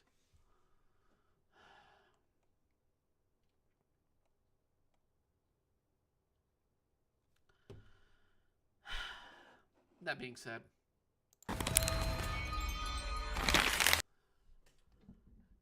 there's a reason I always split these two parts of the streams apart. I feel like shit from doing this. I really do. This was not, like I said, this was not a planned stream. I was planning to do you have any other sources other about the incident or just the tweet? I am just showing the tweet because I don't want to show any more incidents about it. But if you have some more sources, please let me know.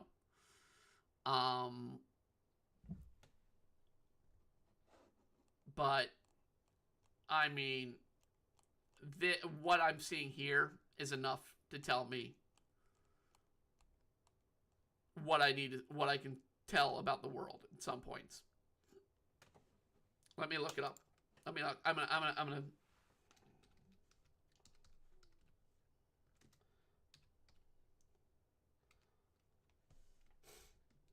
So I'm looking up Charlotte Fosgate. So, we do. All right.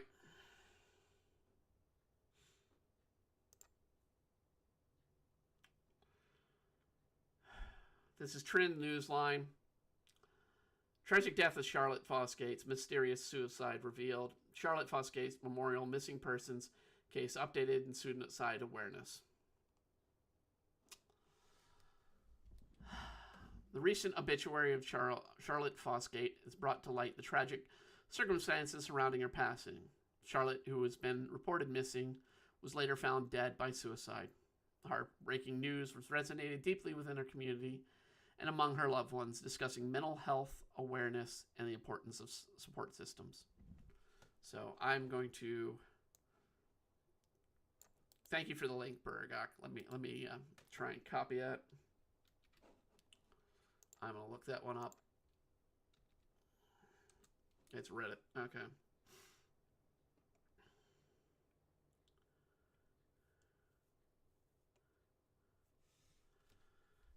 All right, let's see. Here's Parts Player. You know what people did 25 years ago when someone they didn't know died? If they learned about it, it was via newspaper or television and word of mouth. Scenario 1, newspaper. The reader didn't really care. They turned the page and read on. Scenario 2, TV. If the viewer didn't care, they ignored it and turned on something else. Scenario 3, word of mouth. Someone close to the speakers listened and showed sympathy. The listener was like, "I'm sorry for your loss," and you left. These days, people feel the need to reply to anything and everything, especially if they think something negative, and stay in the comments section and continue to leave upvoting negative comments they believe to find amusing to and about complete strangers. What a sad way to live their life. Well said, Hearts Played 721 on Reddit.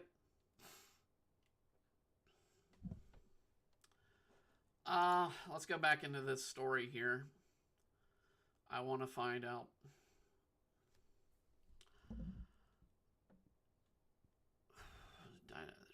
Forecoming critical issues surrounding mental health, particular faces. Charted enclosed mental health resources, sources of support. Recognized conversation made sweet. Okay, yeah.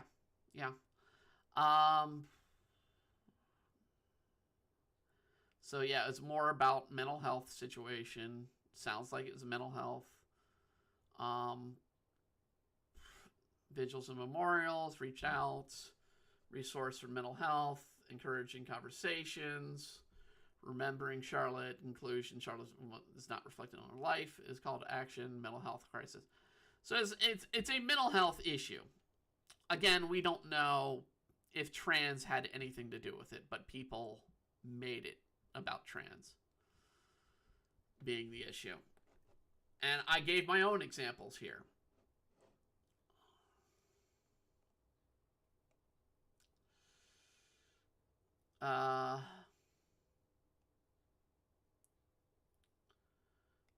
Yeah, it just continues to go on about mental health and awareness, not finding.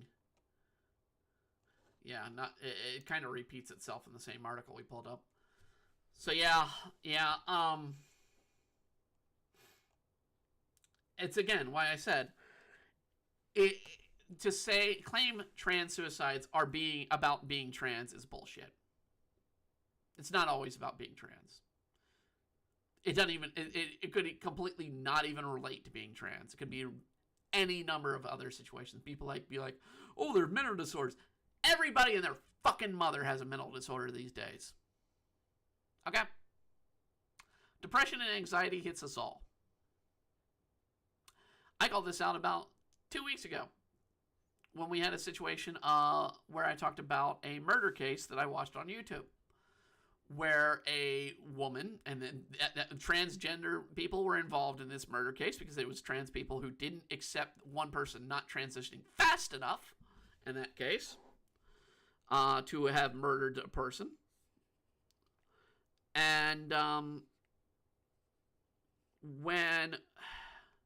And in that case, they used anxiety as the murderer used anxiety as their reason to not that they didn't have to feel guilty for it. It was their anxiety acting up. They said before they made a new hole in their head in front of the cops.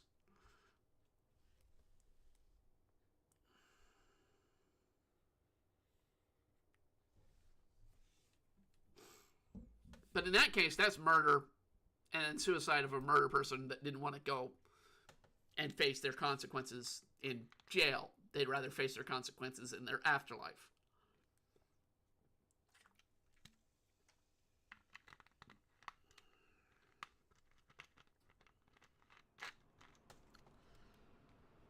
In the case of Charlotte, we don't know, aka burnt fish.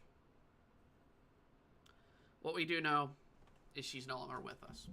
She died beginning of the month. And that far too many people to this day, for an incident that occurred at the beginning of the freaking month, to this day are celebrating her death. Is disgusting. It's just disgusting.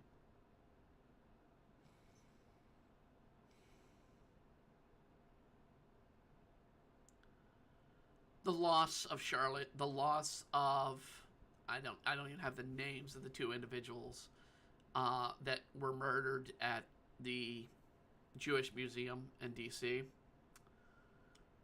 And the loss of Austin Metcalf. There's a reason I put their faces and not their murderers. on today's thumbnail. It's because those are the people we should be honoring and respecting.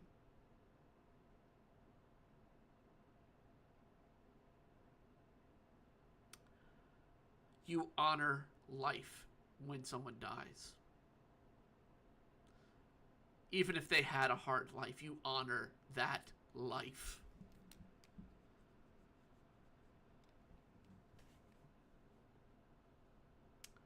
Lest you just add to the hate. Again, all sides do this.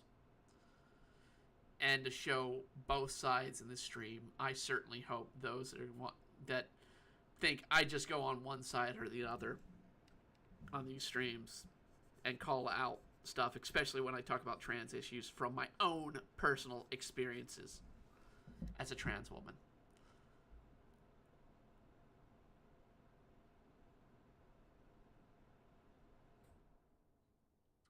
That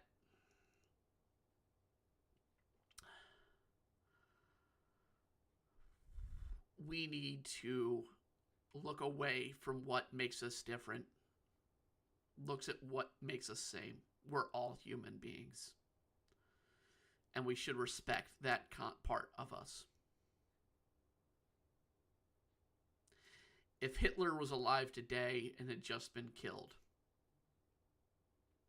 I would not revel in his death. Yet so many people would. There's a reason why one of my favorite movies is It's a Wonderful Life. And a line most people will ignore. It's not by Jimmy Stewart. It's not by anybody actually seen on the screen. It's a line by Joseph. And the line is, on V-Day, they cried and wept. On VE Day, they cried and wept. They weren't celebrating the death of the people they had to go and fight. They were celebrating that it was over.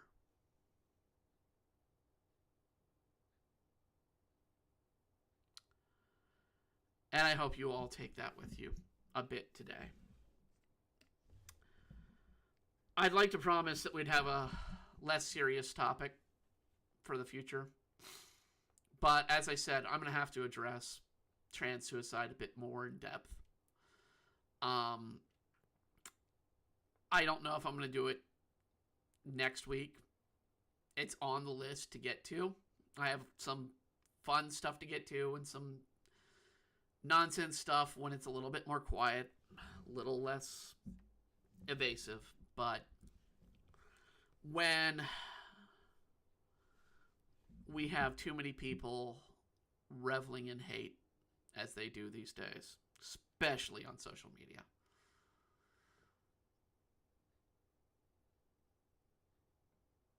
it's time to step away for a moment.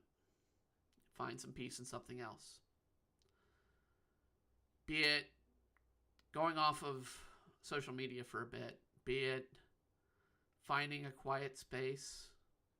I'll tell you today, I did a little self-help for my own.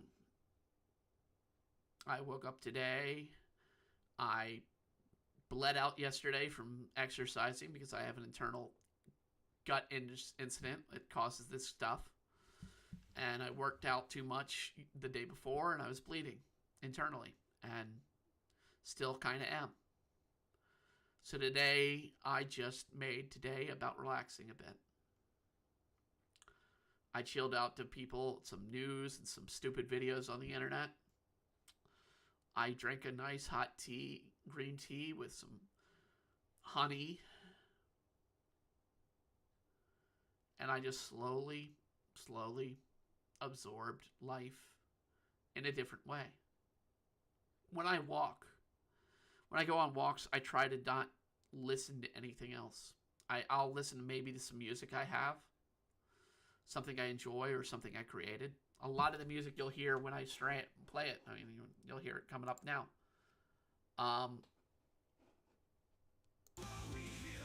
These are created by me. These are original. I write the music to these. I have AI bring out the performance because I cannot sing. I cannot perform. They're not skills of mine. If I had the money, I'd pay somebody to do it. But it's a way to relax, a way to step away from the world. And I think that's more important these days. And we like to joke and say, go out and touch grass. But honestly, have you tried it? Have you just gone out, stepped out in the world, and tried to find something relaxing, something that is part of just for you to enjoy? So at that point, we're going to stop on the topics of death and problems. At least for today. And we're going to get on to tonight's request. So, tonight we have a request. Let me see if I can pull up who it was.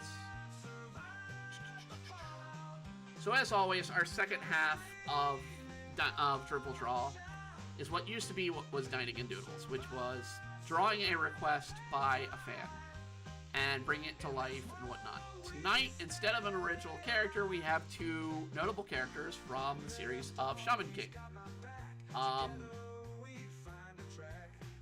They wanted us to bring them to life, dressing them up as Fred and Daphne from Scooby-Doo. This is a request by Margaret on DeviantArt. So their official request was request Phileas Surge and Rise of P, also known as Lyserg, and Philica from Shaman King. They didn't put in Shaman King in here, but I know the characters. As they put it, Fred Daphne, also known as Frederick Herman Fred Jones, and Daphne Blake from Scooby-Doo. So they basically wanted Lysander and Philica dressed as Fred and Daphne. Simple enough. So that's exactly what we're doing. So I have references here of Lysander and Philica, both right here. You can see a little Shaman King notation. This is original art from the series, so we're using references from the series to get the color, to get the thing. Now this is what they provided, so you can even see the same Lysander on there and the Philica. And then you see Fred and Daphne. I am not going to go with the all green Fred outfit because Fred never really... Fred's iconic outfit is white and blue with a red ass scarf. Or a red scarf.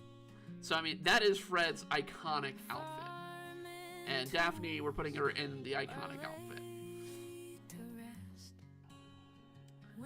So, if you want to just have some fun at this last point, calm down, relax from this dark, dark story we covered. Let's enjoy a little bit of just drawing. Bring together somebody's little request and bring to life what they want.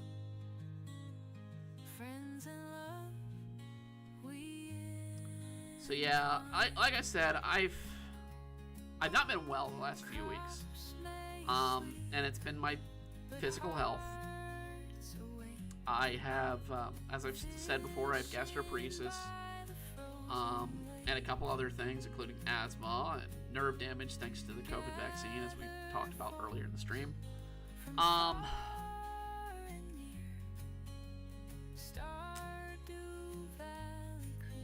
But I try to find life and things to enjoy in life. And do you like Steven Universe?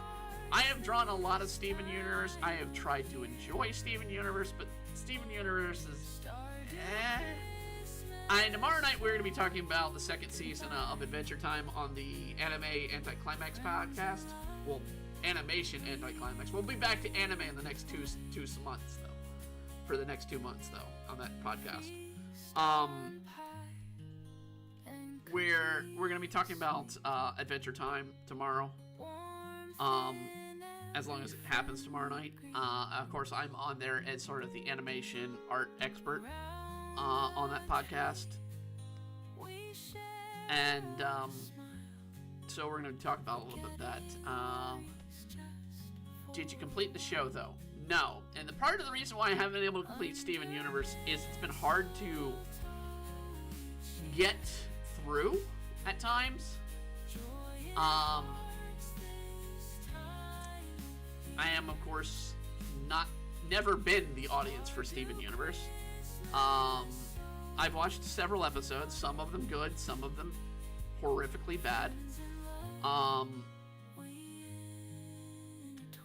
And I've done a lot of drawing of Steven Universe. In fact, normally we would be doing, at the end of each month, we do Magical Princess War as one of our regular comics that we release each month. We're not releasing it this month. And the reason we're not releasing it this month is I just do not have the time. Because on top of the contest, I have my own original series that have to get released. And I also I'm in the works of a contracted job with a very big company right now. If I named the company, you would know them. Let's put it that way. It's on that mindset. So I am currently in talks with that. I don't know if I'll get the contract. It's under works. I cannot reveal anything beyond that. That's all I can say. On top of that, I'm going to start taking commissions once the contest is over because I'll have more time on my hands. But when people, are like, hey, I want, things here and there done, I try to do some of the stuff. I mean, Patreon sponsors, I try to give priority to, because they're paying for me to do work. Which Magical Princess War is a Patreon-sponsored comic. And while One Piece Days at Sea is not, which is our other monthly comic release that is not a property owned by me, that is a fan favorite that a lot of people want me to continue and conclude, and I am in the process of concluding that comic. I do not plan to delay that one. It's going to depend. You guys saw how much work I got done in the last 2 hours on the contest comic, which is Love Potion Lament.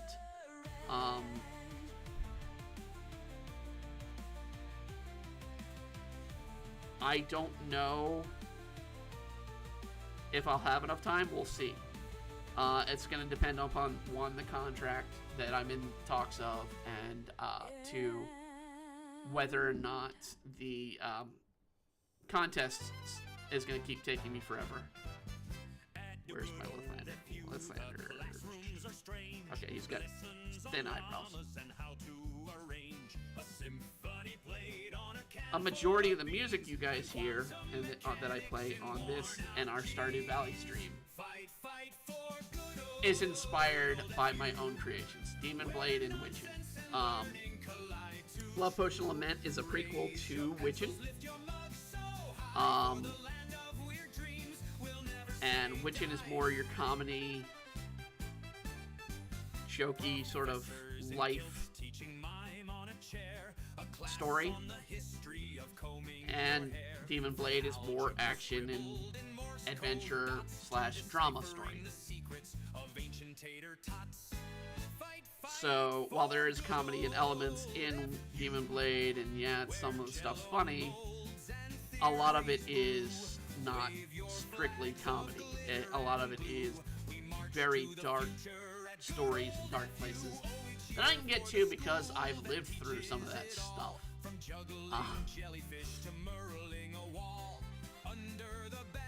It helps to have a dark mind to write. Let me put it that way. It really does.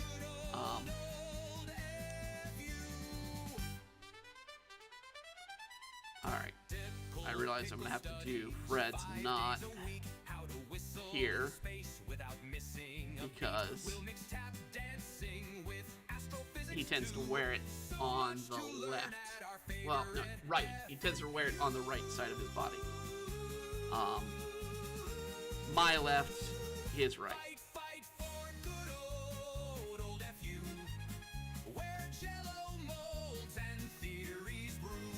Now, if the person wanted it the opposite way, where Lathander was in the Daphne costume, they didn't really say it. So I'm gonna take it that there's no gender bending uniform. There will be a gender bend down the line that somebody wanted, but yeah, no. When going back to Steven Universe, I enjoy some elements of it, but yeah, it's. Every time I try to watch it on Cartoon Network, it was like, okay, I'm trying to get into the show, but it's coming into some random point of the show that I don't know if I'm going to be completely lost or not.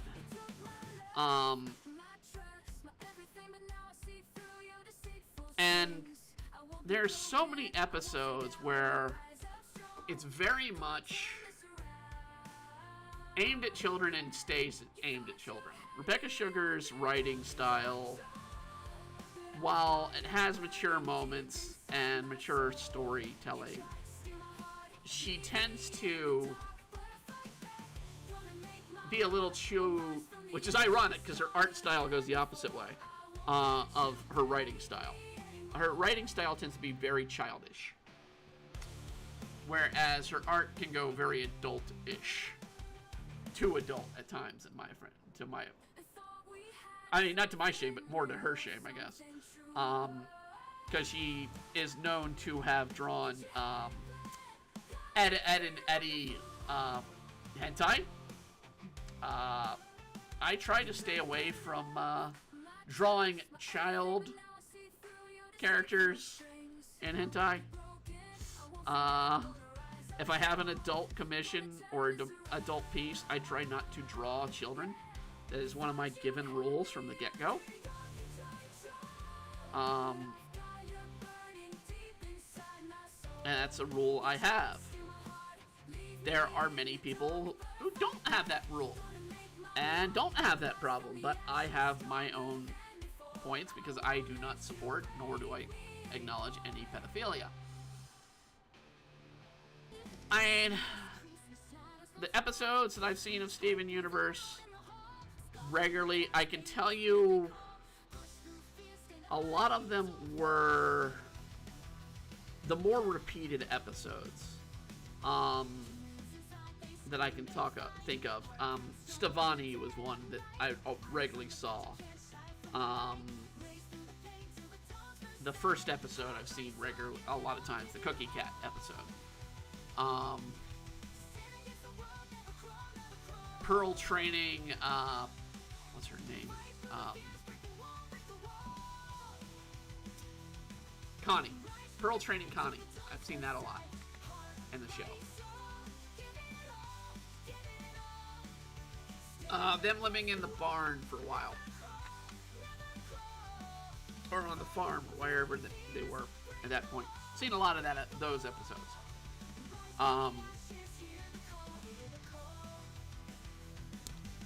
Have I seen many of the major ones? I saw the Diamonds episodes, the early Diamonds episodes. I mean, not the final episodes, but the early ones, where they'd have the yellow, once yellow and blue were announced. I mean, it's still saying it's Lake, because I know it's end of the series thereabout.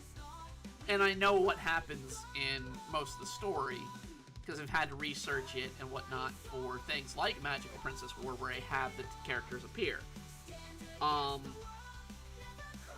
So, I mean, I try to go with the continuity concept in Magical Princess War, so any character that appears is based on where their series is at that point when I draw them in. And when they transport to another world is when their continuity merges or changes. But when we got to Steven Universe in that comic series, Steven Universe is done. So we have depressed Steven at the end of Steven Universe appearing in the comic. And it's not really spoilers of what's to come, but you're going to see a lot of issues coming about and dealing with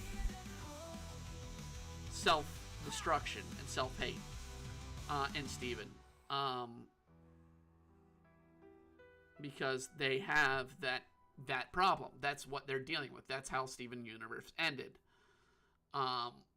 Is he's having to deal with the fact that he can't save everybody, especially if he doesn't accept saving himself.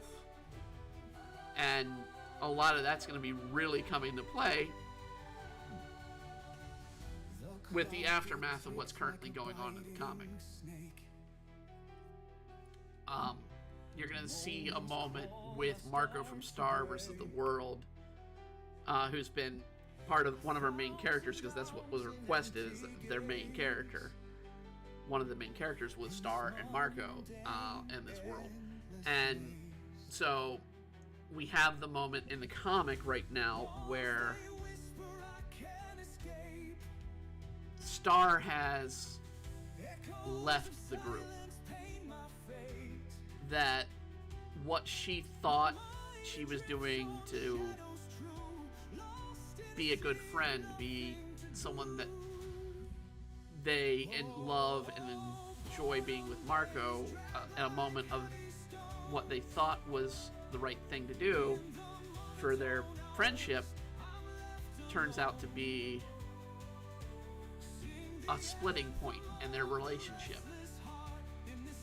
And it's put Star in danger now, going into the hands of the villains of this comic series.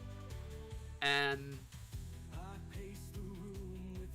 so you have Marco now sort of regretting his words with Star. And I got a lot of heat when I did that page, when I did the breakup. Because a lot of people are like, how dare you break those two up? It's like, dude, it's drama points. Dude, it's how you tell a story. And I'm not saying, Star versus Force of Evil was kiddie. It had kiddie moments, but it was a bit more adult in nature, as well as some of these other stories that we tell or are going to tell in the coming pages of the comic. So when I talk about certain characters and whatnot and what's going to develop in them, it's, a lot of Marco's ongoing plot is finding out or dealing with the regret that Star left him, or that he left Star and she's now captured because he left her, and he's going to have to deal with that regret. And in the case of Steven, he's got to deal with the regret, and this is, it was real that when I introduced Steven Universe's world, I introduced what was going on with Steven, that the enemies had already taken his dad. They already took away his dad, and Steven wants to get his dad back. Spoilers, he's not getting his dad back right now. And he's going to have to live with taking an actual loss to where the enemy has won. And adding that upon the trauma he's already dealing with at the end of that series. So you add those two together, and then you throw on other characters' drama that they'll be dealing with alongside them, and you get a pretty decent story, and that side at least, about dealing with problems that life comes and puts before you, that sometimes you aren't going to succeed, no matter how strong and how powerful you do. One of the best lines I still stand by that I wrote was a part of Demon Blade Chapter 5. In Demon Blade Chapter 5, there's a flashback with Tetsu revealing their past with the villain of that story arc, Thug, and their love interest in Kyle. And in an effort to protect Kyle from a knife attack that Thug goes about doing, Tetsu is gashed across the neck to the point where it's life-threatening. And the words is every time you hear these stories about heroes, but there's one story you never hear. It's about the time when the heroes fail, and they become nothing but another statistic, another victim of a horrible crime. And that's the line. It's Tetsu dealing with this trauma of they failed. They succeeded in saving someone, but at the same time, they put their own life to the point they almost die at risk. And that kind of scenario is something you don't really get from a hero. You don't hear story. You don't hear when the hero fails and it's like, crap, I screwed up. When you do, it tends to be some of the better points in stories, because it's like you have the fallible hero. You have the hero that is not this overall god. This, and I'll use Superman as the credit because he's the most infallible creation there in comic history. A hero is only infallible as long as we see them as infallible.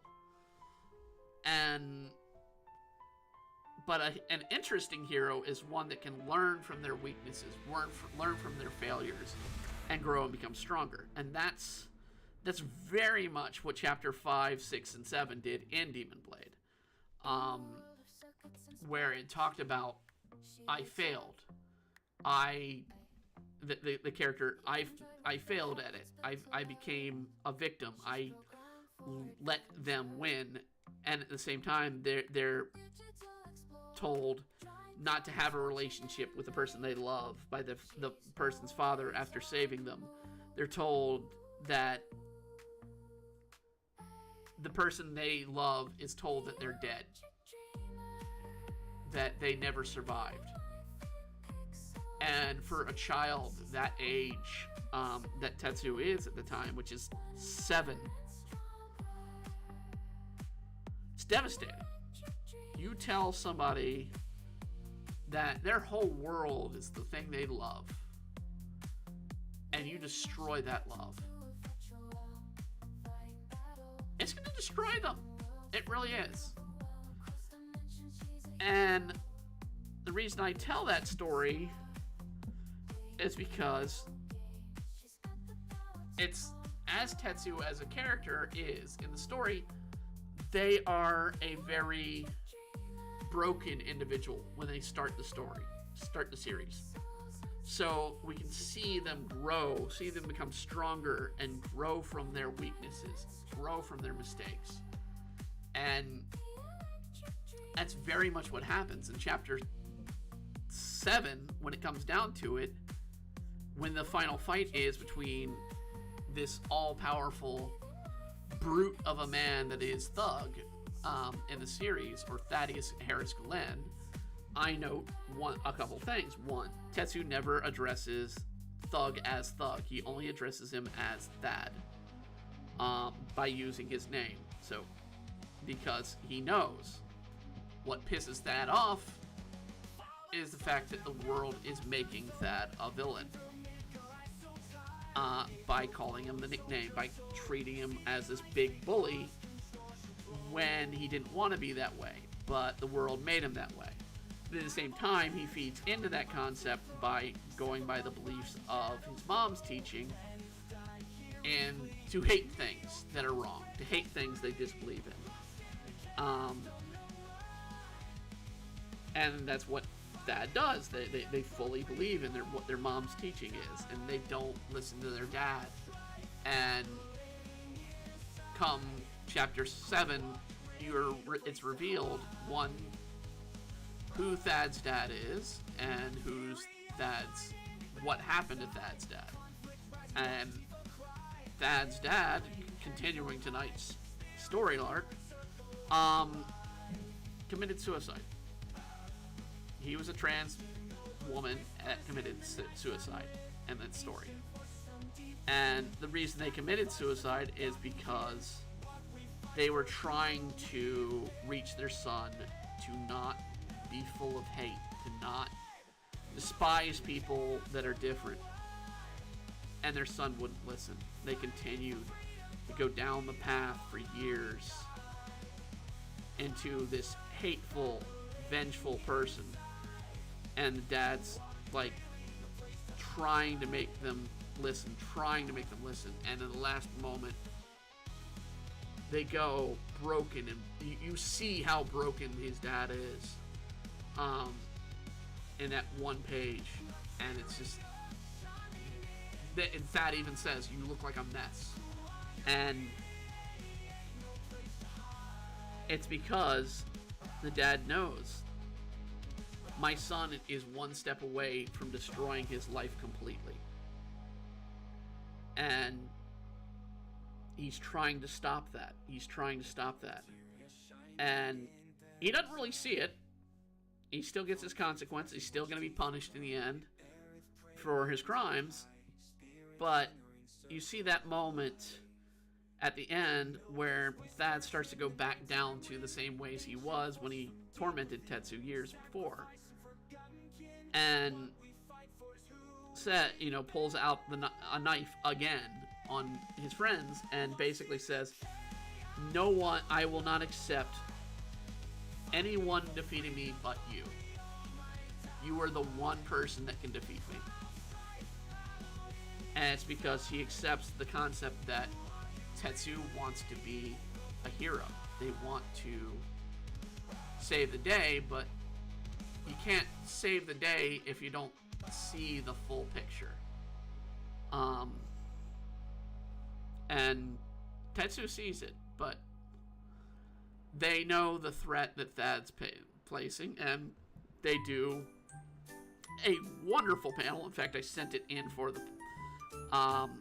sent the very page in for the review for this contract position. That's one of the samples I gave out, was the page where Tetsu does a leaping kick into Thad's head and stopping him, shouting, you can threaten my life, you can threaten, my being, but never threaten my friends. And it is exactly that. You see Tetsu deliver the final blow, and Thad knows he's defeated at that point. He knows he was in the wrong, that his life, all his life, he's been built up as this villain, but the one person who shows respect is the one that has to bring him down. And it's the one person they bullied over all the time. It's the one person that showed them the respect and kept them as they were, as a human being, treated them as a human being. And it's sad. It really is. It's sad. It's sad to tell something like that, but I mean, that's the way to tell a downfall of a villain. It really is. You humanize the villain somewhat.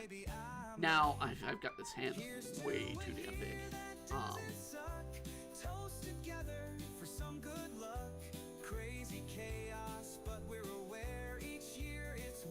When writing a character, when writing a villain, I'm going to redo this hand. I'm really going to redo this hand, because I need to. see the capture here. When telling a story and creating a villain, there's multiple ways you can go. You can go the Inhuman villain route arc, which is the I want to see the world burn. You can do the I'm just like you villain arc, where the villain is a reflection upon the hero's twisted mind viewpoint, or twisted viewpoints. Or you can go, I'm still making it way too big.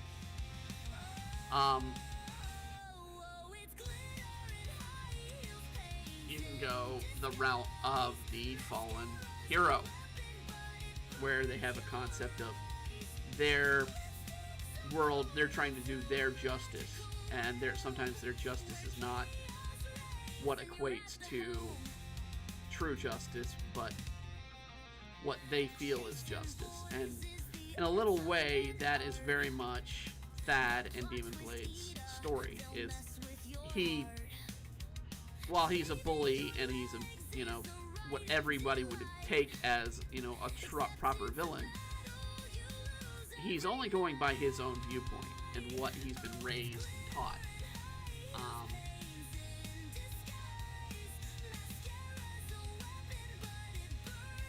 Whereas another villain, the current villain arc, Shinyoku,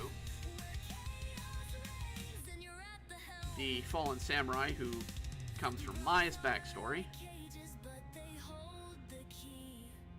you have a villain that is made from society, but made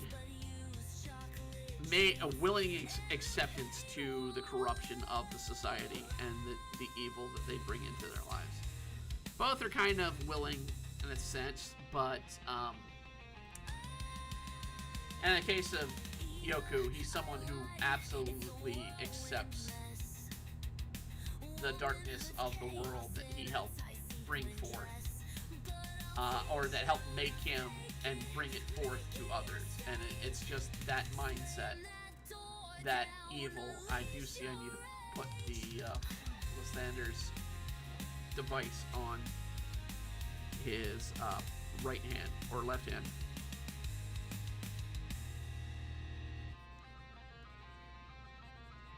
But yeah, no, you take a villain plot in the form of Yoku. It's pretty much, you're gonna see by the end of this arc, you're gonna see what happened with Yoku's family, what brought him to this dark element of his life, and how he became sort of the villainous individual that he is. I'm still gonna give Lysander his device that he uses, so I'm gonna make sure we put that in here. I do see it kind of goes on the lower, because we can kind of see it there, lower half. Get your pencils ready, let's start the show. Travel draws here, time to let it flow. We'll sketch and laugh, won't you come along? With every stroke we'll sing. But yeah, I mean, when you talk about creating a villain, creating a story, creating darkness, it helps to use real life examples. It does. It really does. It helps to learn about a history and use them. I'll use an example that I don't have, but we kind of talked about a moment ago. One Piece. Blackbeard is based on Blackbeard. Not that hard to determine. Blackbeard is absolutely based on Blackbeard in One Piece. They're a bit different in the history, and I'm sure Oda has some sort of more dark history that will come about when we get into Blackbeard's backstory. But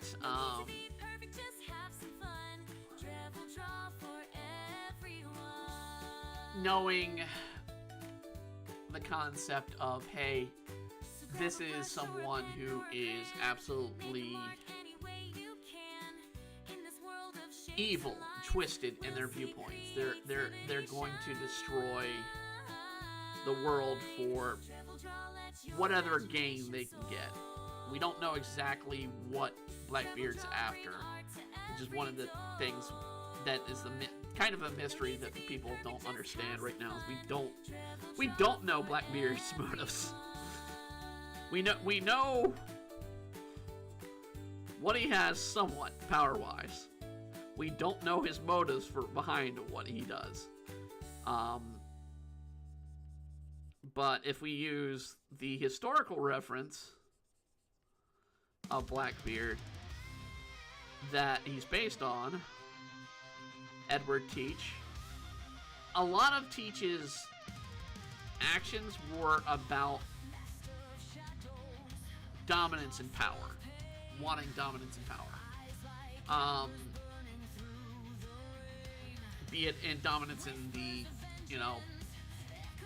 piracy and the concept of libertare, the pirate king or the pirate country, liberty.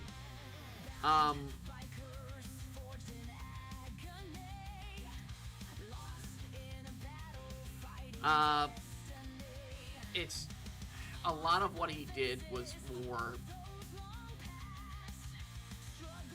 personal gain. He was a man who did things because they gained him power, gained him infamy, and he reveled in that concept. That's why he did the flintlock under his hat, to make him look more evil and inhuman to his enemies.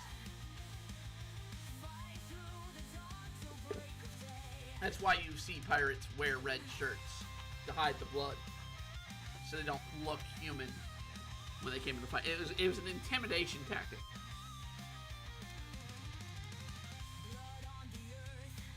And so it played into their personality when they fought. I'm kind of trying to do the handle a little bit smaller. But I'm still trying to follow what I drew. Because I got to keep in mind, this is supposed to be a kid. But yeah, it's when you talk about how to conceive a villain, it helps to know a little bit about the villains of the world and be like, well, why did this person go about doing this?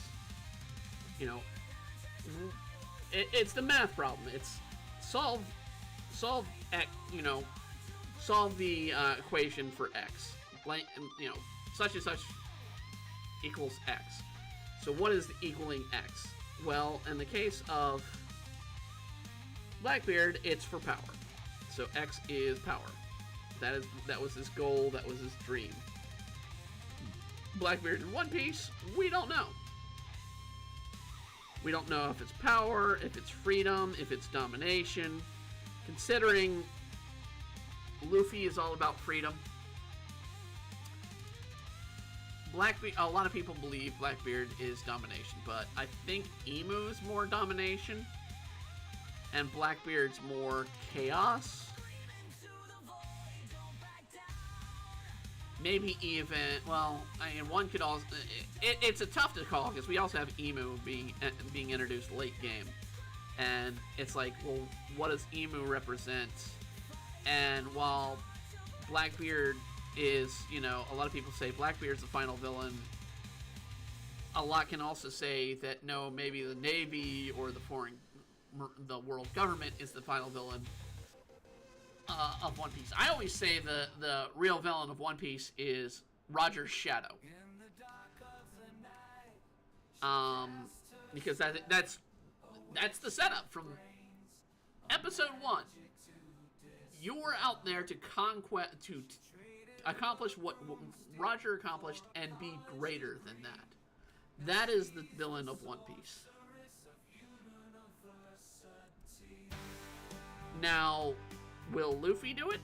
Will Buggy do it? I laughed at someone who yesterday was putting on there, it's like, all these One Piece stands are gonna be throwing a fit when Buggy becomes king of the pirates. It's like, dude, you don't know One Piece if you don't expect the fans that are of One Piece to not be like, yep, Buggy's gonna be king of the pirates before Luffy. It's expected because Buggy falls up. That is always the case with Buggy. He falls up.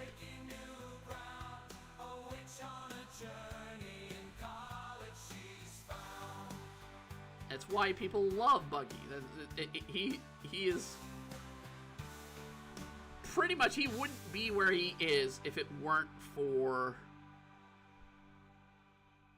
people that helped him out, including Luffy.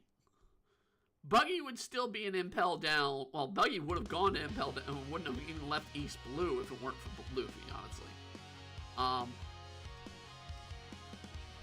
Here's Love Potion Lament song, so let's play that. Magic hands tremble as a spell has gone wild. My fingers twitch, power like a reckless child. I saw Theo tripping over his own 2 feet. His look so cute and ridiculously impossibly sweet. Love potion bubbling, stirring in a Kelly brew. My heart resisting what my mind already knew. Oh, Theo, you're foolish and yet somehow grand. Years pass, here I shout to make a stand.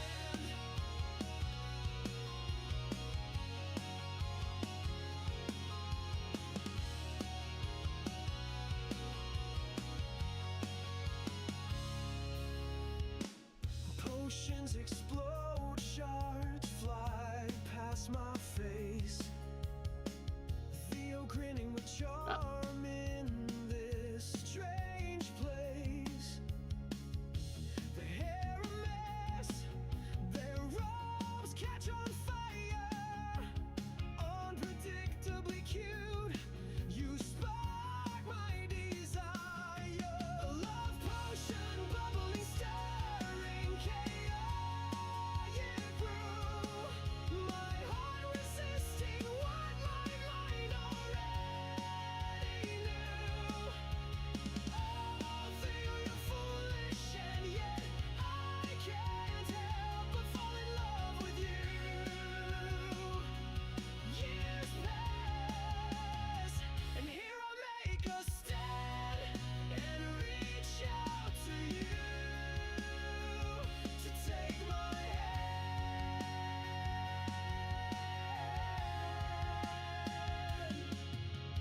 Weaving spells together, their small gleams so bright.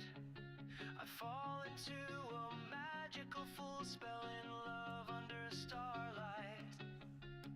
Laughing at their blunders, yet stayed through it all. My reluctant mage heart is falling as he is breaking my wall. Years stretch time, inches where rumbles on. Enchantments of love grow stronger, our fears long gone. Theo's power casting chaos in the air, and somehow now I can't help but care.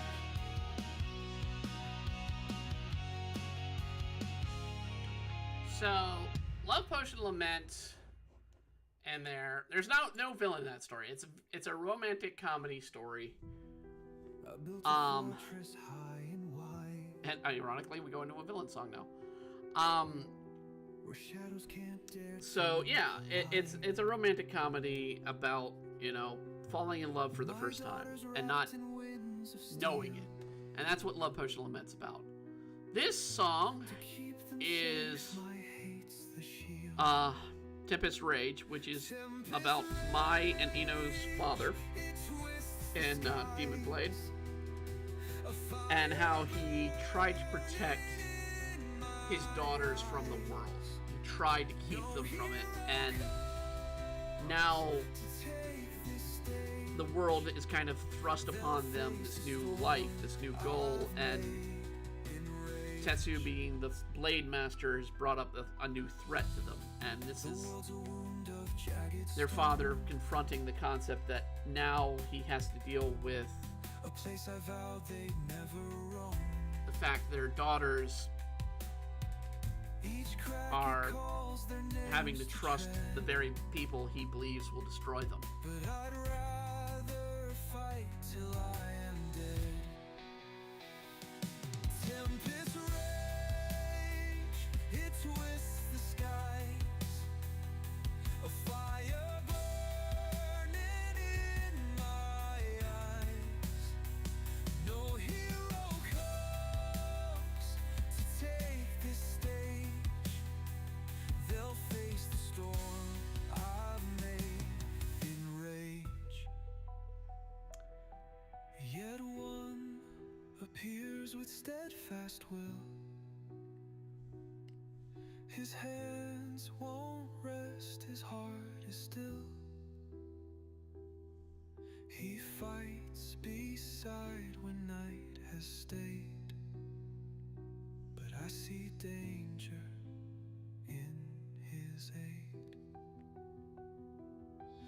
My wrath cannot be stilled or tied. For love like his I see as pride. Should he fall, then winds may slow. Until then, let my anger grow.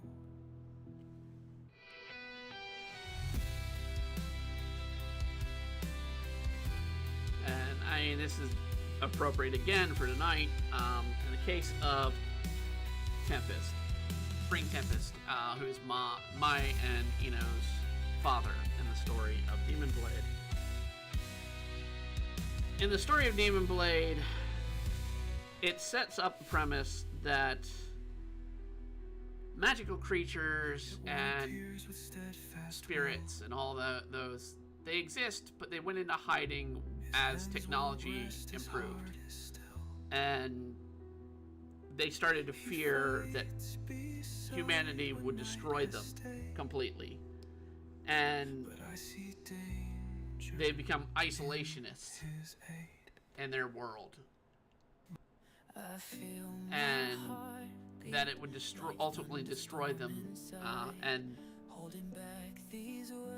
Tetsu's kind of there to bring down Tetsu and Kyle, essentially, at that point, are out there kind of proving otherwise, that, you know, life can move on with all of them working together.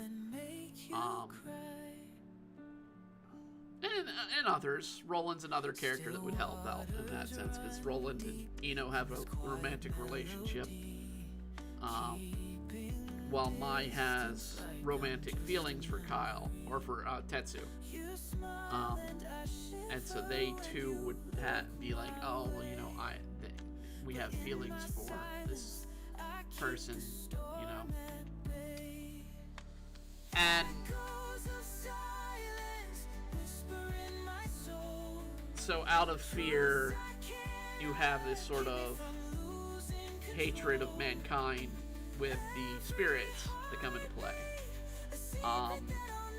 which plays into the concept of the past. You know, it used to be humans that sat in fear, and now it's monsters and spirits and all that live in fear of humans now. And so it's the reversed, sort of the Uno reverse card of history, basically. And so that's what brings forth the Demon Blade concept. So, Demon Blade being a weapon forged out of hatred and divide, and used as a weapon to basically, in the case of the blade that Tetsu has, controlling monsters, controlling spirits, be it willing or unwilling. And that it's looked upon as this weapon would be the destruction of their kind.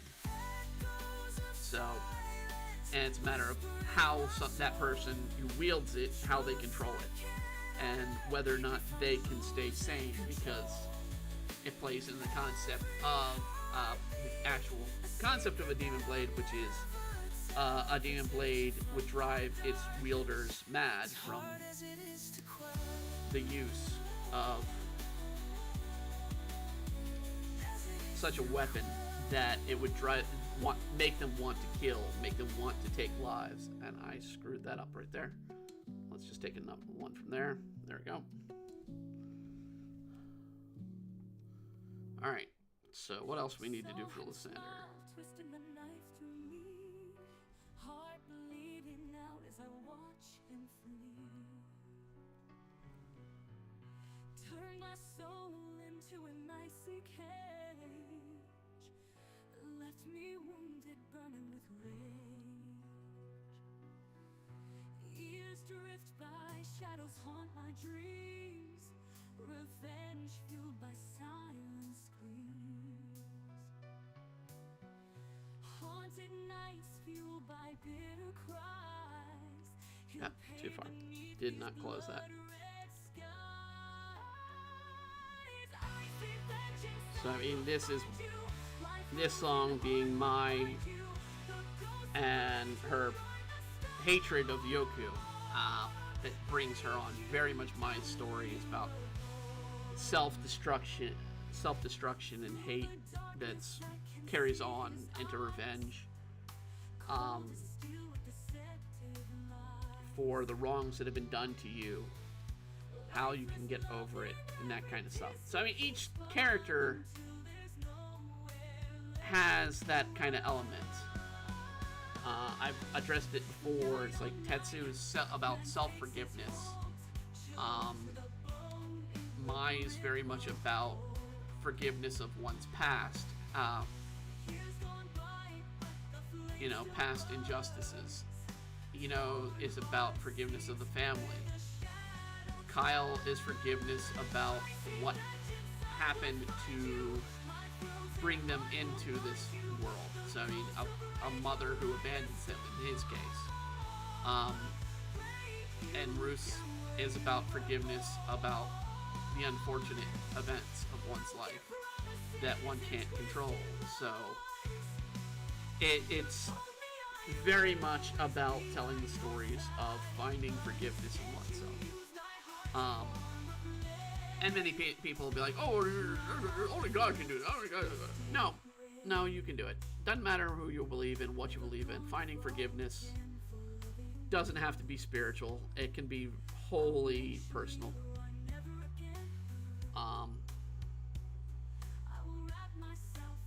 And it's difficult to achieve.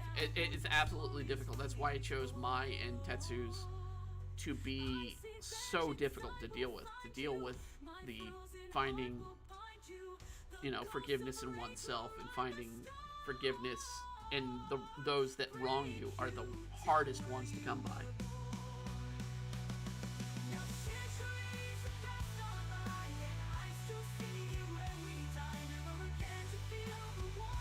Alright, that should actually be more of this.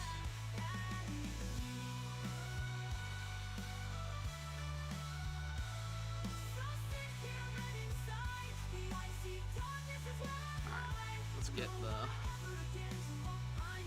gauntlet.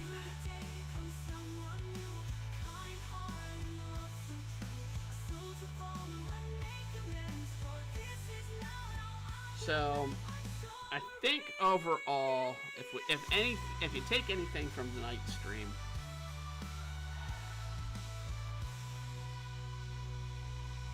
it's find peace in yourself and your own actions that you can.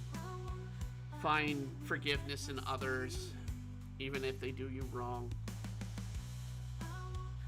And find hope in something. Find a way to be the best. It literally does come back down to what we say at the end of each stream. Find a way to be the better you that you can be. See, this is another one of mine. This tells the story right before everything that happened in the story. Shadow, dark desire. Because they despise each other for the same reason. Sort of honor, sort of spite. Betrayal cut deep like steel. Wounds that time won't ever heal. Bloody hands draw the line. I think it's also kind of fitting that we're doing Lysander on with this, because I do believe he had a lot of vengeance to deal with. Blade of vengeance cuts the air. Neither wins, it's never fair. Bound to fight till none remain. Bound to break the endless chain. Too far. Whispers echo through the wind. Ghosts of friends who met their end. What's the price of wrath and grace? Warriors lost without a trace. Crows above in circles fly. Okay. Witness to the battle's cry. Love to hate, their hearts consume. One survives, the other doomed. Blade of vengeance. See, I'm kind of messing up a little bit here. There we go. Alright.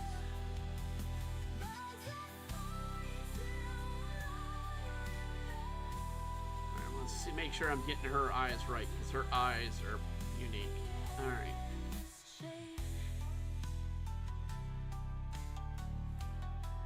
She's got kind of the regular eye shape, but then they kind of do, the creator of this series kind of does these sets. And do they have another eyelash underneath? No, they do not. Okay. Fighting dragons in a virtual maze. She's the princess of a world unknown, but deep inside, she feels so alone. Beneath the flashing lights, she's trapped, a video game princess Damn that it. is not a death. She longs to break free from this pixelated scene, to find herself and remember who she's been. In this fantasy world, she must pretend to be a princess. Story won't end, but the fame and the fortune, it's never her own. She's just a puppet, a face that is shown.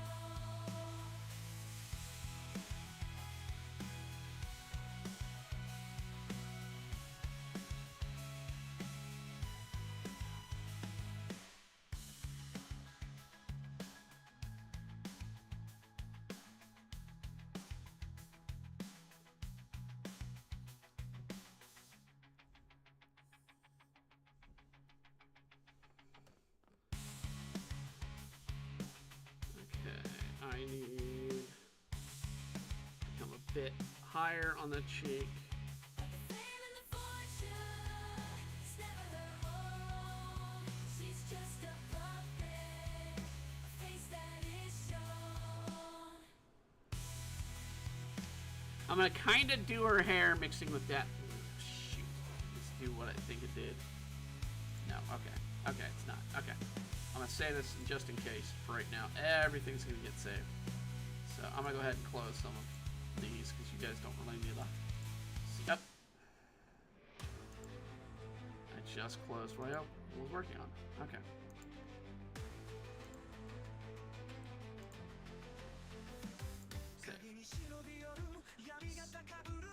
Okay, so I want to kind of do her hair as a mix between hers and Daphne's, so I'm going to put curl in it. But I'm not going to do her hair one-to-one as Daphne's, so it's going to be a little bit different in this request. And she's got a unique hairstyle. I'm going to kind of bring her up so I can see what I'm working on with the hair. So I can go ahead and delete this stuff here. Poses used for references and whatnot. Alright.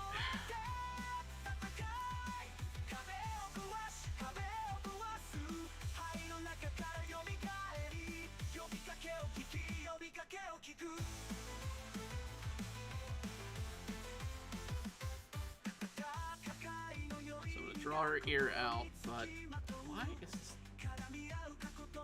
acting this way? This is kind of weird. Alright, so she's got this weird cut on her hair. It kind of inclines, then declines, then declines, then declines, then goes like that. So that's what we're looking at. That I need to kind of do. I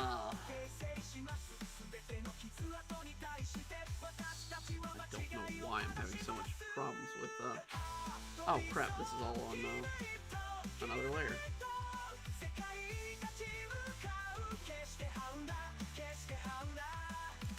Hell. Why can I not go back?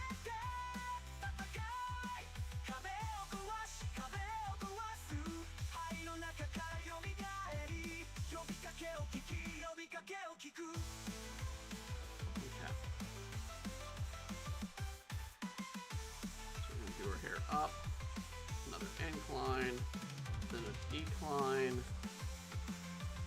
See this? What I'm freaking something's going on with clip paint that I'm not liking here. All right, I already messed up with something, and I don't know why this is not showing me my buttons up here. It really makes no sense.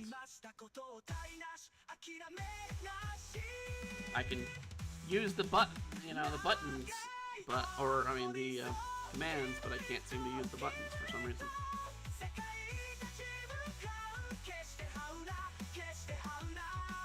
And that includes zooming in and out. So what I think I'm going to do is take a moment and close Clip Paint and try and reopen it and see if we can get that fixed. So let me just get the ear done.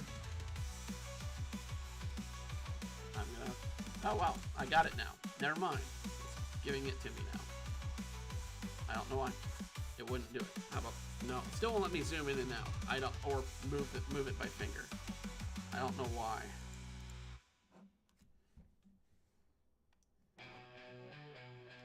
And see if I undo that, that's gonna let me draw with my finger, which I don't want. Systems crashing, falling fast. Skies turn black, networks clash. Lights go out, every doubt. World's on fire, scream and shout. Yeah, I don't know what's going on there. I'm gonna have to just keep using the mouse right now. Alright, she's got a lower.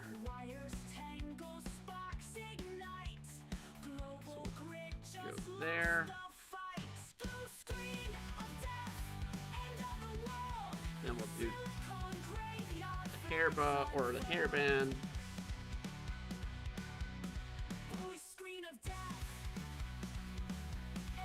That's relevant of Daphne.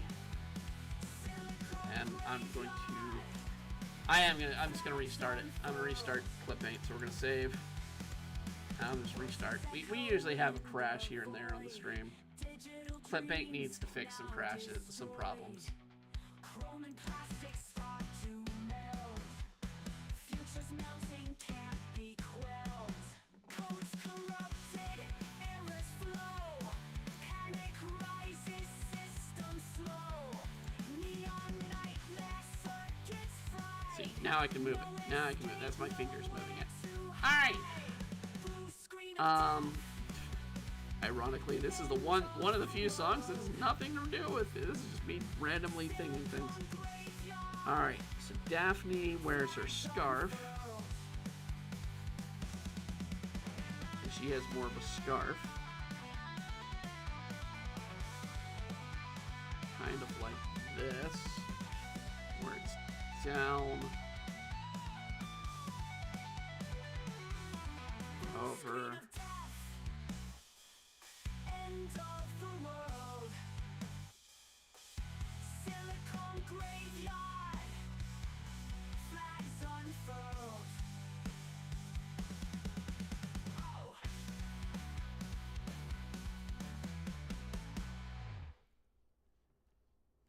Late at night I craft my spells alone. He used to sit here now. So we I'm want to put a bit of stone. curl in her hair. Theodore's No, I laughing mean, I guess it's more goes in wave the than curl. air. Daphne doesn't really have Now he's curl. gone, and she's everywhere. Eda moves like she owns the skies. Wears his jacket, tells his lies. Her pink eyes burn soft but cruel. Is this magic, or am I the fool? I always question what Daphne exactly is wearing dress-wise. And I get why it was designed the way it was, which is purely for animation reasons. His shadow still lingers, my grief won't cleave. It looked good, but at the same time, it was for animation reasons. Then it was designed the way it was. Because it's easier to draw it multiple times, and we're talking it was designed in the days where animation was still very much done the old way, the very old way.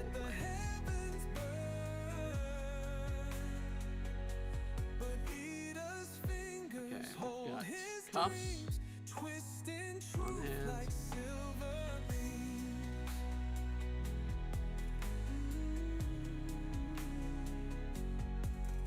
I'd shatter the stars for his return. I'd light the skies, let the heavens burn. But Eda's fingers hold his dreams, twisting truth like silver beams. Eda moves like she owns the skies, wears his jacket, tells his lies. Her pink eyes burn soft but cruel. Is this magic, or am I the fool? Every whispered word cuts deep. Hers are honey, his did weep. But who am I to break her spell? A mage adrift in her artful hell. Okay. Daphne always has the stripes at the bottom of her skirt. Every whispered word cuts deep. Or at least old school Daphne does.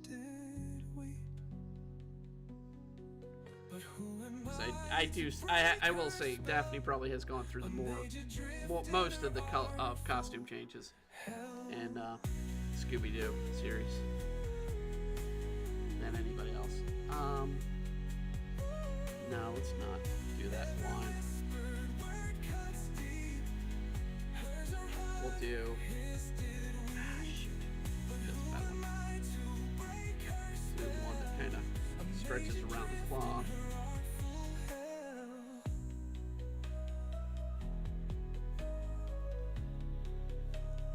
And I kind of have her hand going in the back.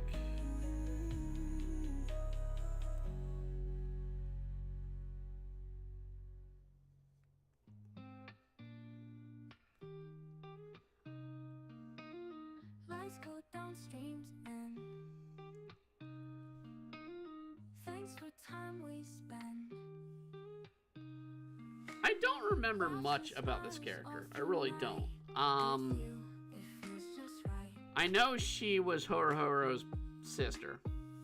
Signing off, And Horohoro don't forget was one of my the coming song. Signing off, best friends slash rivals for Yo from the series. shared a fun ride. And their family was based off of Ainu tribe and Ainu culture. See you next time, my friend. So they had a lot of winter ice themes, but I don't think she had. If I recall, she doesn't really have a summon of her own. Don't forget my Um, coming song. Signing Actually, I off, kind of need to redo the stripes. ring the bell, Um, somehow. She didn't have a summon of her own, and I don't even think she was a shaman at all. She may not have been. Good vibes, shared a fun ride. With I know in you, doing I'm filled with research pride. before the stream Next time, my on the friend. characters, so I know a little bit better about them and Signing off, can reference them. don't forget my coming That song. Signing off, she was the only ring the bell, regular character that didn't get seen in the final goodbye story. Yep. Come on, bring that back up.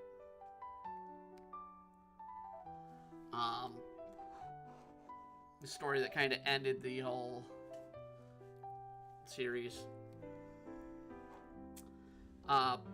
She was just kind of referenced, so they were like, "Oh well, yeah, she's still with her brother, but she's become, your typical teenage girl wanting to go out on dates with boys." And whispers in the midnight air. that scenario. Say you search but can't find me.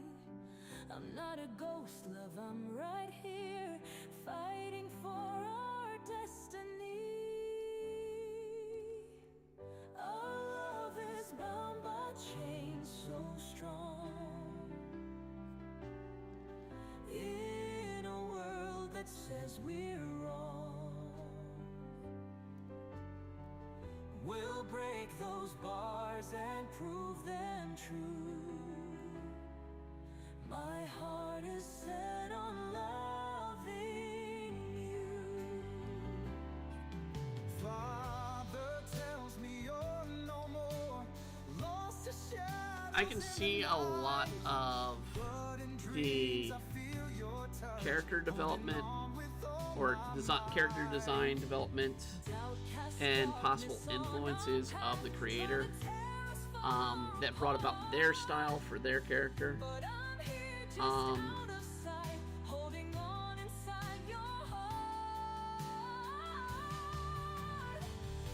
Although I do know Shaman King, we're talking a series that came out in the 90s. Albeit the late 90s and the 2000s. So, but there's very much a traditional anime influence in their nature. A lot of the designs and abilities and techniques. I'm going to kind of fix the jawline a little bit. Like I said, I had an issue earlier with it, but we're going to try and fix it. There we go. But I can tell a lot of the influence is probably from who they studied under. So a lot of mangaka will study under somebody else and be an assistant to learn the ropes. And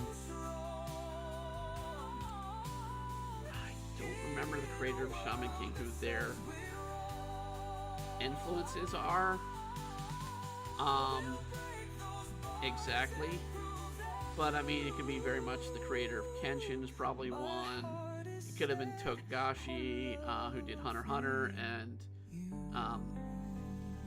also Yu Yu Hakusho. could have been a little bit of their influence. Does show a little bit in the face. There's a lot of Togashi style. But there's also a lot of Akira Toriyama in the way they design some of their ghosts. And look, it's got a very much a Toriyama look. So they could have studied under Toriyama a bit. And that's just using, Jump references that or staff. So I mean, those who don't know, it's like Oda from One Piece. He studied under the creator of Rurouni Kenshin, and he drew some of the last parts of Rurouni Kenshin before the series came to conclusion. So that was his instructor. But when it came, so a lot of Oda gets a lot of using the concepts of using history and using historical references from his time there to tell in One Piece. I know this is a weird angle of the foot, but I kind of like it for some reason. Like they're kind of dancey, got a dancey move, and I think there's nothing. Well, no, she's got a weird bow thing, so we'll do something fancy with the bottom of the shoe, or the top of the shoe when we get to it.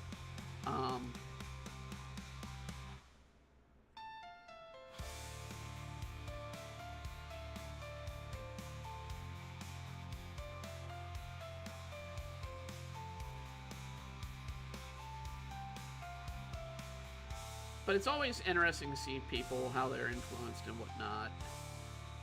Like I've revealed a few weeks ago, a lot of my influence and a lot of how I draw, I studied from Takahashi, of Ranma 1/2, Inuyasha, and Urusei Yatsura, Mizankoku style.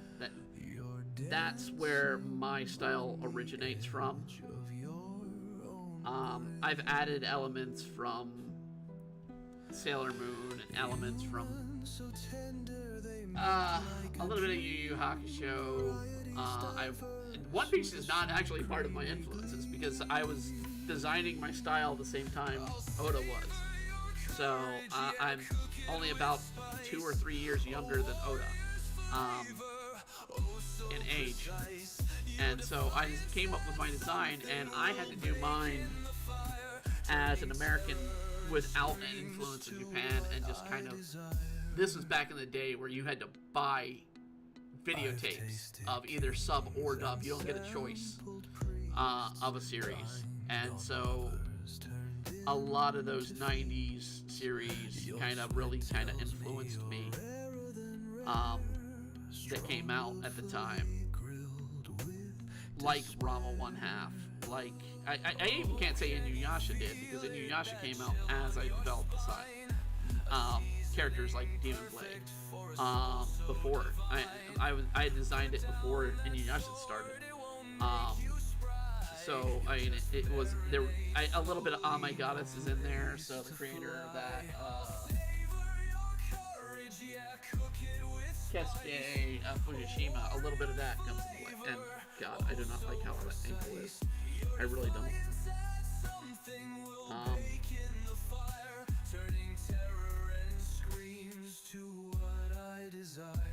That blade in your hand, it gives you belief, but to me it smells like parsley and grief. Your final stand is All right. my favorite. See, I gave Fred that. I'm gonna have to see a reference of Fred. From Scooby-Doo. I need to see a reference of Fred from Scooby-Doo. It's weird. I have to look up a reference, but I want to see his shoes.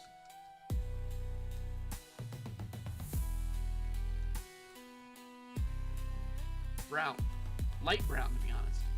I'm looking at them right now, and they're actually, I'm going to redesign the build of the shoe to be more like Fred's shoe. So, he wears a shoe that's got kind of a, it's probably, I guess, a little bit of a boot. And it was made in the cartoon was made in the 60s, so 60s to 70s. So he was more based on hippie culture. Why am I not moving? Oh, because I don't have a pen on. Alright, that's why. Alright, so we do have something that makes a difference. It's down here. And it would be on the outside, there'd be this little tassel for Fred. So, and I can bring up a reference or show the reference that I'm using when I get here. Let's see here. I love you deeply, the danger is near. We gotta talk. And I'll trust web properties. In the abyss of the silent Where is it? And you guys can see what I was probably watching in a minute. But let's see, do that. Ah, there it is. There you go. This is the reference I'm using. So you have Fred's shoes there. We got kind of that weird tassel thing going.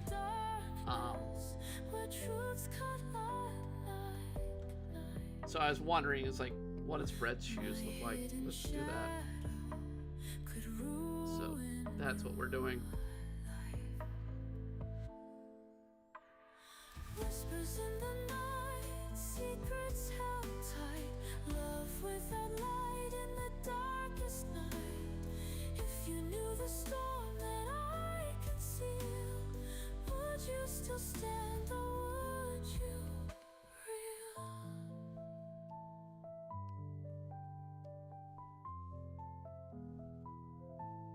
Holding you close while I'm breaking up.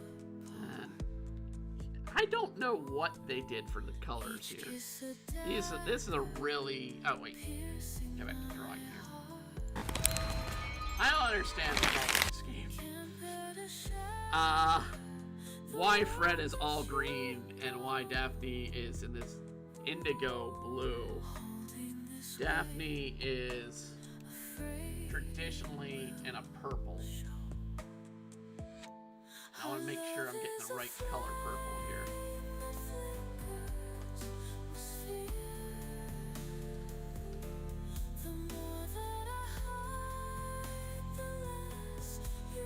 Yeah, she's in more this color purple, so I'm going to show it off as I put in the outfit.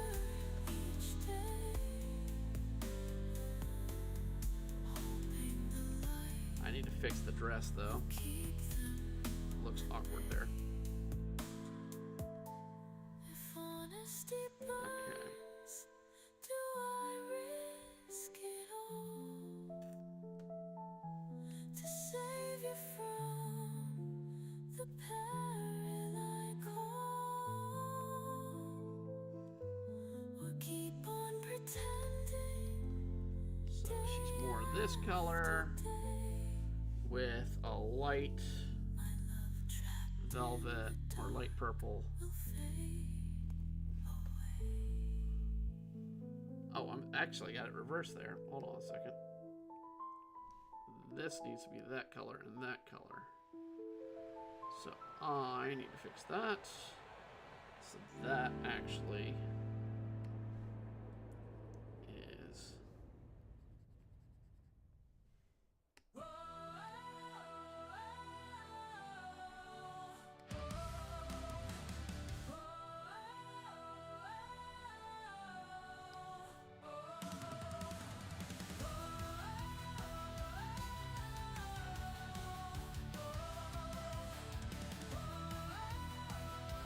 And her shoes tend to be the same color.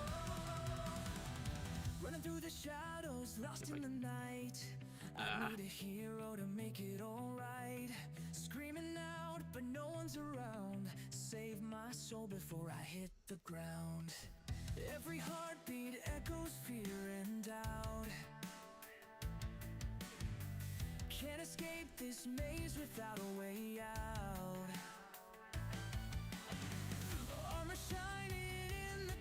so see the bright. opening. Guide me through the storms. Be my light. Save me from the chaos of this world. Be the beacon in the darkness. And kind of has the same color headband. There I need a hero. with a lime green, almost even more yellowy than this lime. Crashing in my restless mind. Searching for a savior, one of a kind. And then pink tights. Hold me close as the tempest rages.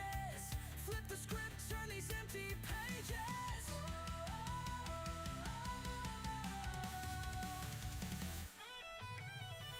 Shattered dreams lie scattered on the floor. Unlock the chains, open freedom's door.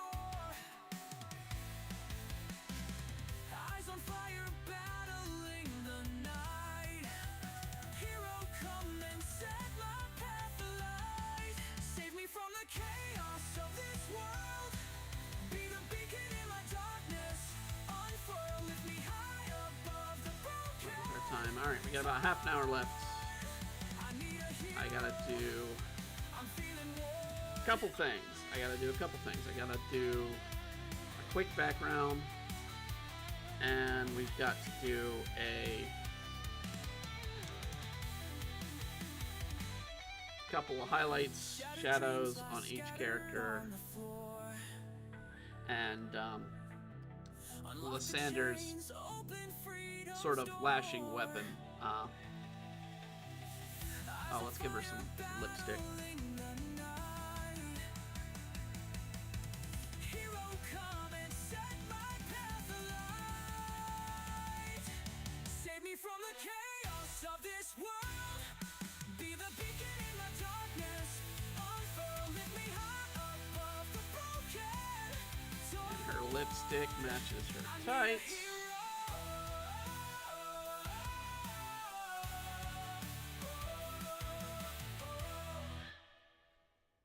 Sowing seeds in my pixelated town, growing crops, watching them go up and down, chopping down trees in this virtual world, making friends with all the boys and girls.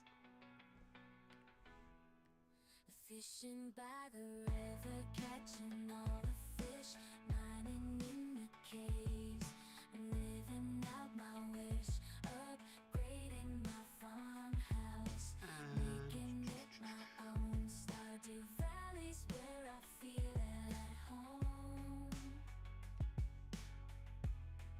In a gated paradise, where the sun is always shining bright. In a gated paradise, where every day feels I don't understand. So the anime has it. I don't think the manga does. But we can see on the anime. Why are you drawing the highlight, a circle around the highlight? It doesn't make any sense.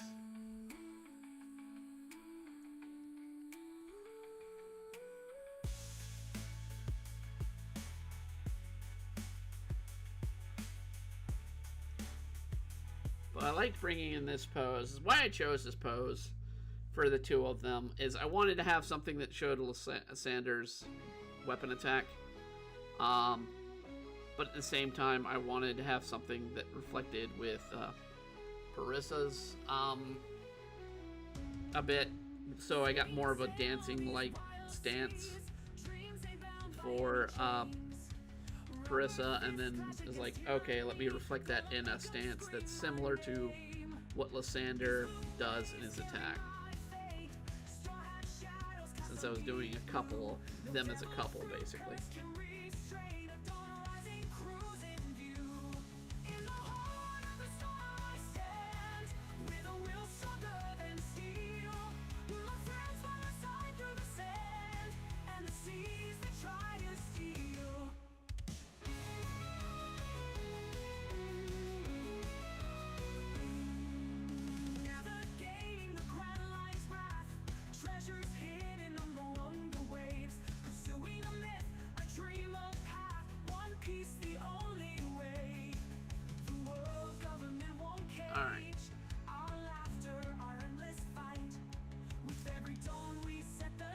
think we're gonna kind of go goofy, spooky with the background. I do want to do Lysander's weapon, and we're gonna probably do that the whip part of it last, because it's gonna be pretty much just a white line, fluid line. But we'll do the metal part of that now, and I'm gonna go ahead and remove our references. And I'm going to be looking at a picture of Lysander's weapon, so I can draw it properly. As soon as I can find the damn thing. Normally it'd just be like a diamond, but there actually is a special design to it, and I want to kind of go with the design. But I need to find it again. I saw it earlier. One piece the only way. The world governed in one cage. Our laughter, our endless fight. With every dollar we set the stage for freedom in the light. No, that's showing it with the fairy coming out of it. With a will stronger than steel. Our flags fly aside through the sand. And the There it is. Okay. Alright, I see it. Okay.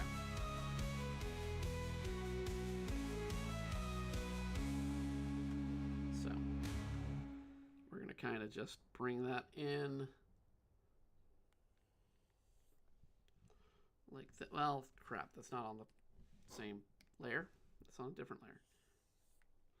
I kind of want to keep this universal as best I can by just visually doing it. If I were going to spend time professionally in doing this, I would probably use tools for it, different tools for it, but we're kind of freehanding this since we've got a little time. Woke up in a maze, tangled web they weave. Heavy footprints telling me how to breathe. Towers all around me, shadows they cast. Running in circles, my future like the past. Echoes of voices telling lies and dreams. Promises broken, but they silence the screams. Power ties and fake smiles, cage of gold. Can't climb these walls, I'm sick of being sold. Invisible voices telling lies and dreams. Promises broken, but they silence the screams. Power ties and fake smiles, cage of gold. Can't climb these walls, I'm sick of being sold. Invisible chains holding me tight. Fighting to break free into the night. I will be the puppet, see the light. Gotta follow way, rise and ignite. Rise and ignite.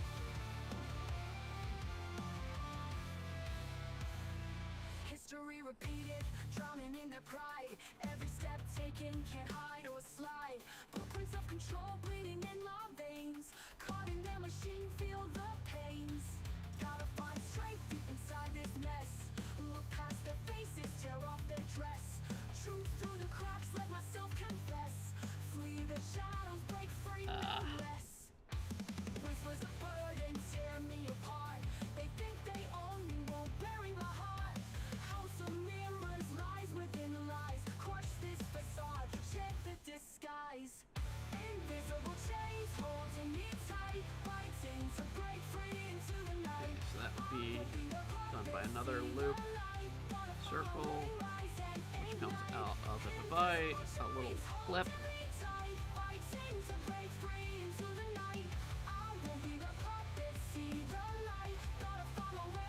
Nope, wrong one. History repeated, drowning in the pride. Every step taken can't hide or slide. Blueprints of control bleeding in my veins. Caught in their machine, feel the pains. Okay, I'm gonna put the color in that.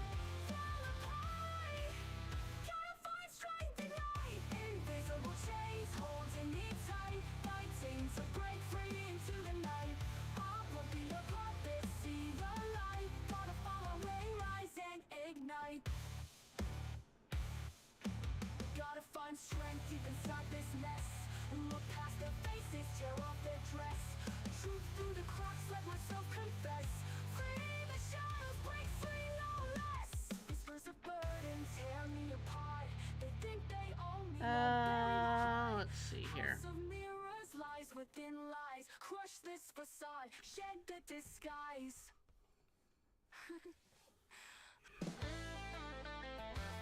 Oh, we need to remove her reference. And we don't need the Fred and Daphne either. Mud and grime where ogres play. Swamps a mess, but Okay. not today. Got my power washer here, gonna make 20 minutes to do a background and a quick line trick to make the thing. So, layers of muck getting sprayed. in this case, since we're doing a little bit of a spooky Turning murky into background. bright Shrek swamp shining in the light. Blast the dirt away, my Oh, I still haven't done his shoes either, have I? until the end. Power washer in my hand. Make this swamp a sparkling land. Scrub the logs and wash the trees. Whistle, hum, just feel the breeze. Every spray, a burst of might, turning darkness into light. Blast the dirt away, my friend. Cleaning up until the end. Power washer in my hand. Make this swamp a sparkling land.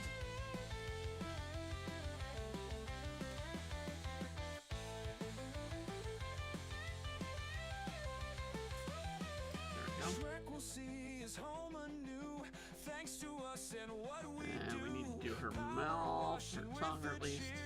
Making magic oh so clear. Okay.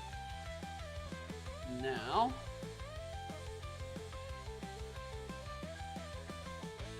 we're gonna play into the darkness.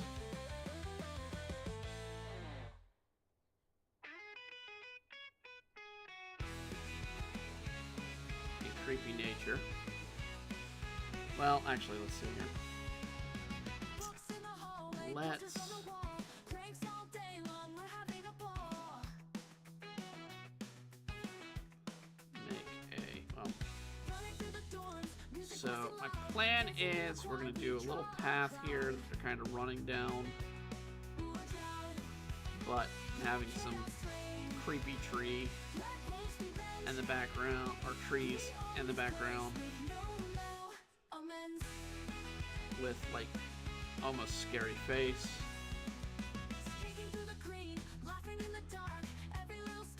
Maybe the moon in the background with some stuff. Real quick stuff that I can do. So, and what I mean by doing real quick, we're gonna kind of start with our background, our line perspective here. Gonna do this path real quick. I did this on the same layer, didn't I? Yep. Okay.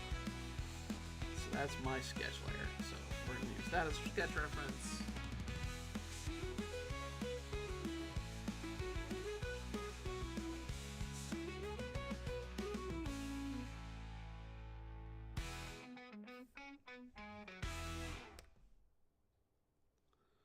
There. Farnsworth University. We'll add a we darker color on the pledge to outside. thee.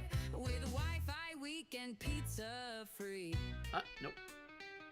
Your that. library's lost the Dewey Code. Then I'm gonna we've take the got pen. I'm gonna make a large pen. Hit pen. We'll shout it loud and true. Through beer nope, pong wrong fails layer. and dining hall stew. F.U. the grads with nothing to lose. We've got no shame, we're Farnsworth U. Your football team might never win, but who needs score when there's more gin? Professors freed, improvise the syllabus, a web of lies. F.U. we'll shout it loud and true. Through parking tickets and 8 a.m. blues. F.U. And I'm gonna kind of make Raise the flag for good old F.U. it so that we've kind of got a little bit of a portal, and it sort of fades a bit. So the up close trees that might have some creepiness to them are going to be darker, and then we'll bring out the color but fade the trees. So I'm going to do another layer behind it, and we'll go a shade lighter and do a different tree here in the background.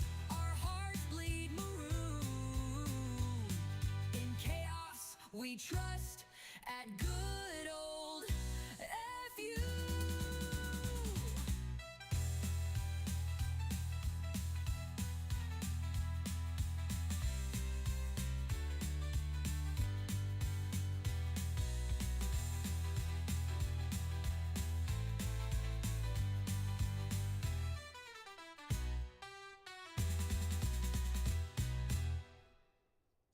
I saw you in the Just kind of giving a little bit of a creep there factor. Do another layer in the background. 2 shades less. Maybe put a little bit back here, just so we get a little layered effect going here.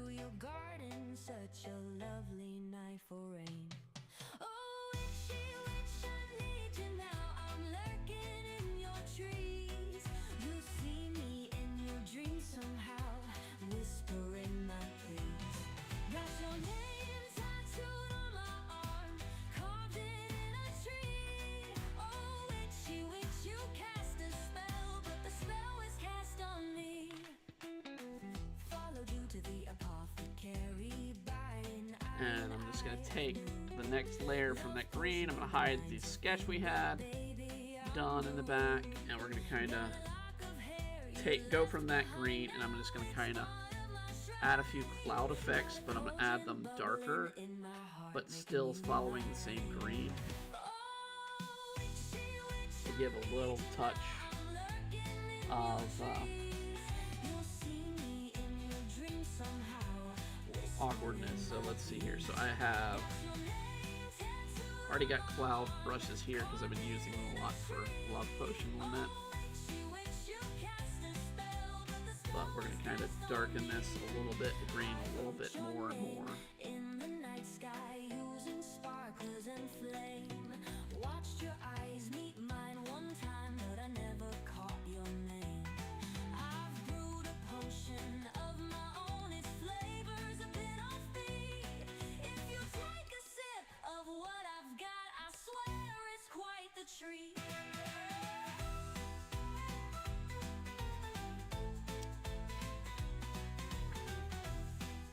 Maybe a layer.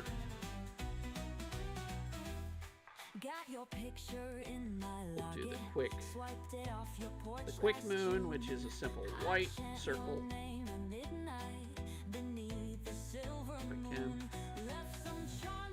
Yeah, I got it.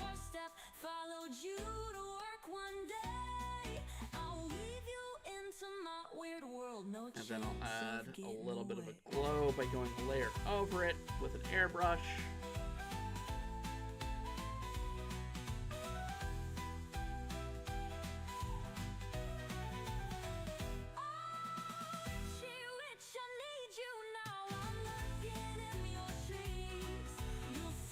But we're also going to add a little bit of a shadow layer.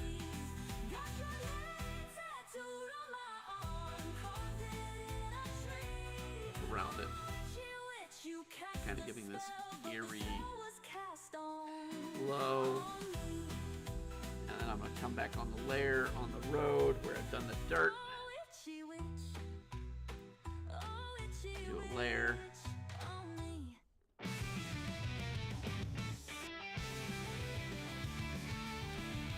This time we'll do something like a texture brush. So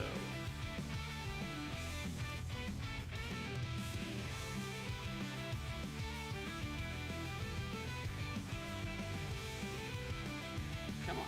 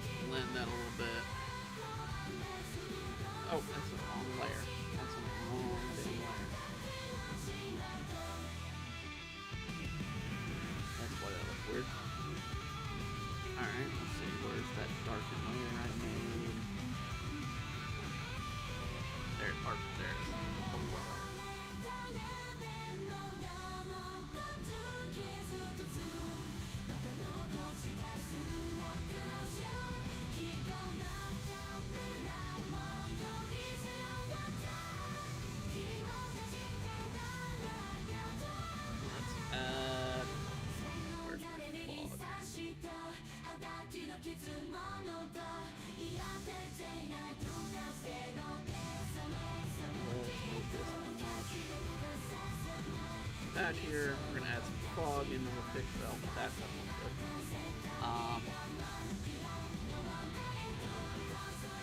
Fog in the whole picture.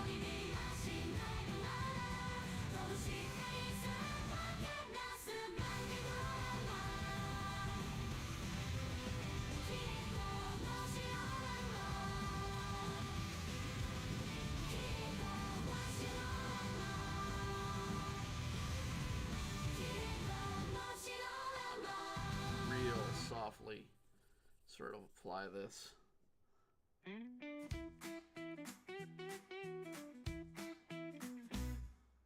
Enter the lair of brew and stew, mystical bites just for you. Cauldrons bubble on the stove. Okay. Witches grin as they serve with love. Mushroom caps and batwing fries. Spooky meals take you. Now I need to kind of do Pie with the cursed a layer in front and a layer back. And this is going to be Lysander's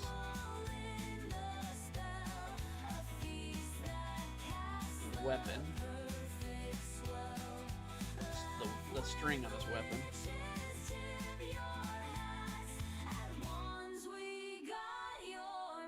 Kind of. Eyeball soup is quite the catch. Granny's recipes in every batch. Black cat pepper on the side. With our menu you can't hide. And let's. I mean, we can do some quick shadowing work on the two.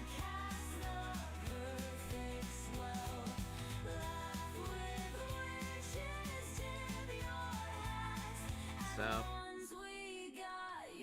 grab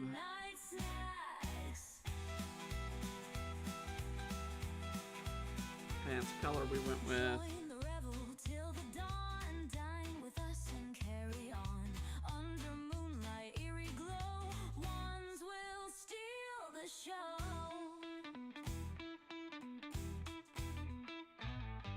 Mushroom caps and batwing fries. Spooky meals take you by surprise. Pumpkin pie with the cursed charm. A taste of magic won't do harm. Once your table in the spell. Grab that. It's supposed to have some highlights, and the highlights didn't come out. So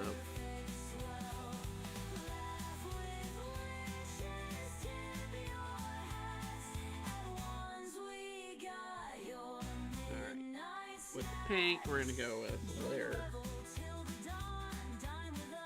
darker.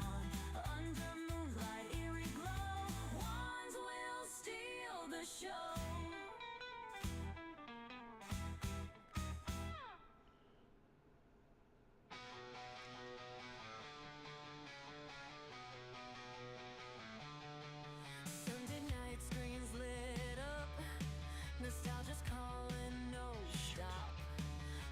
I need to move in closer because I'm screwing that up there too much. Alright, let's see. I see where I was screwing up. There we go. Nope.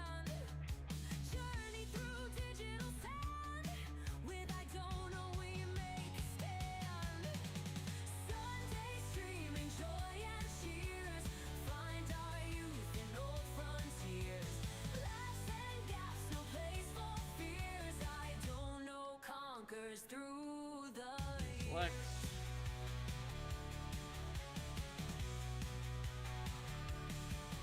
timeless worlds we dare explore, echoes from an ancient core, chasing highs forevermore, living lives that we adore.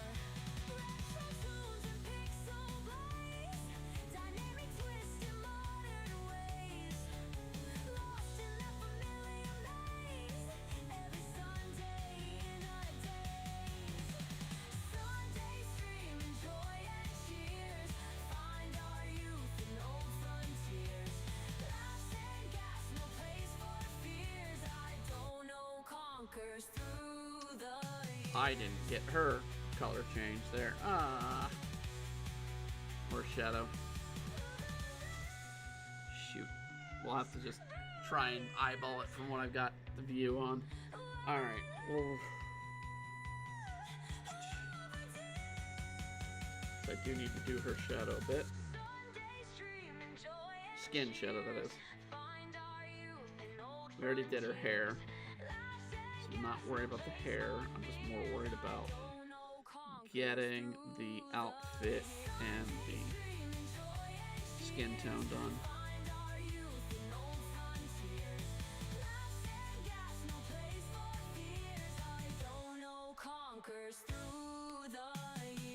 See, it's too far. It didn't go close it up. Didn't close it up.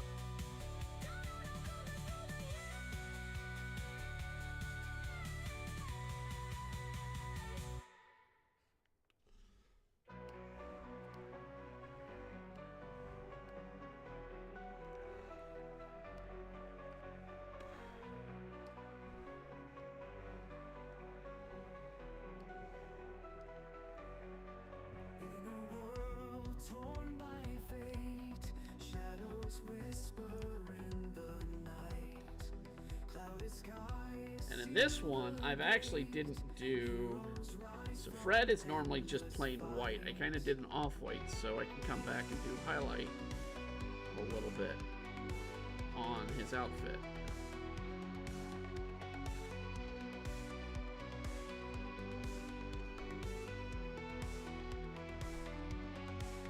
Ancient whispers guide the way. Sacred secrets dark as night. Fallen dreams where monsters play. Strangers trapped in endless flight. Ancient whispers guide the way. Sacred secrets dark. And see, it came out way too quickly there, so I've got openings that I've not been taken care of, or tolerance is way too high. Tolerance is way too high, is what it is.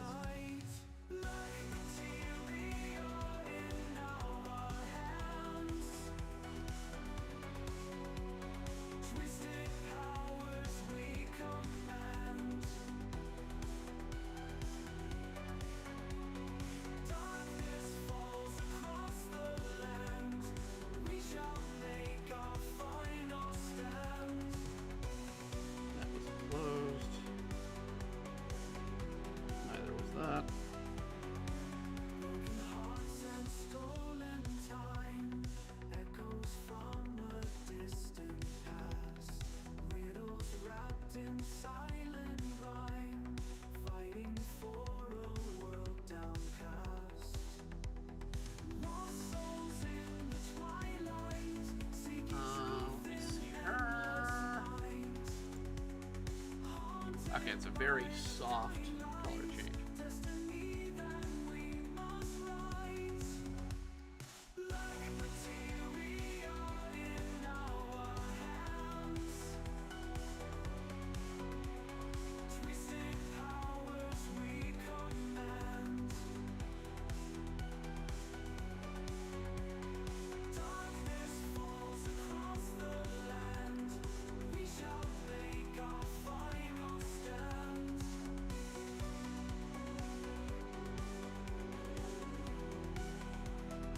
Lost souls in the twilight, seeking truth in endless night.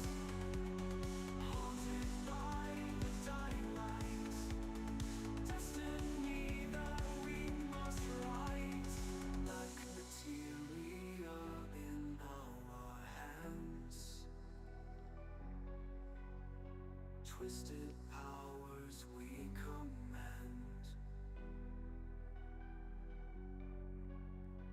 Darkness falls across the land. We shall make our final stand.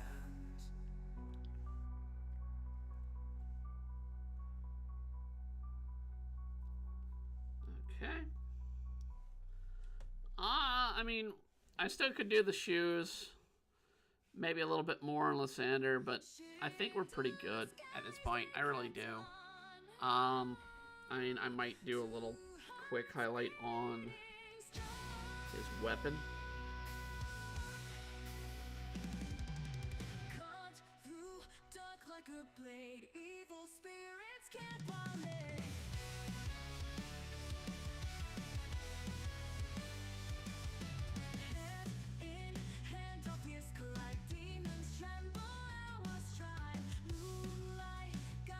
but I think that's pretty good from the what we have of the 2-hour time.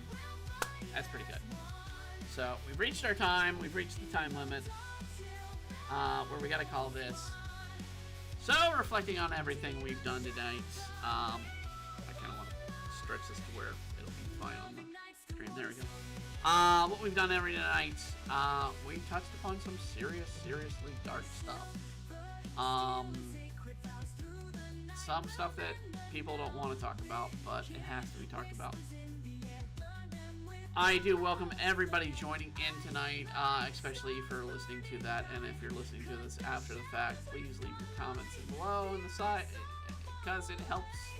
It doesn't help with the algorithm, not only help with the algorithm, but it helps me understand what you guys want to hear from in the future. There will always be the requests as long as people are requesting them, so that's not an issue, but it's what do people want to see and topics. It helps. It helps me kind of do the research and everything for it. Today was kind of a quick research because a lot of the subjects were raw. That's kind of why I showed the Twitter this time for the third story. I want to thank everybody who joined in and chatting. Over on Kick, Gaylord489,000. Thank you for joining in and chatting, and also for following on Kick. First follow on Kick. Glister262, hi there. Well, I mean, I'm not going to read the run, but thank you for joining in the chat. Made Sweet, thank you for joining in the chat. Burger Rocka, thank you for joining in the chat. All of you, thank you for joining in. And also, I think, Lister, thank you also for following. This is another follow we had today. And again, thank you to, let me pull their name up here. Purple Grace, Full Lady Erica.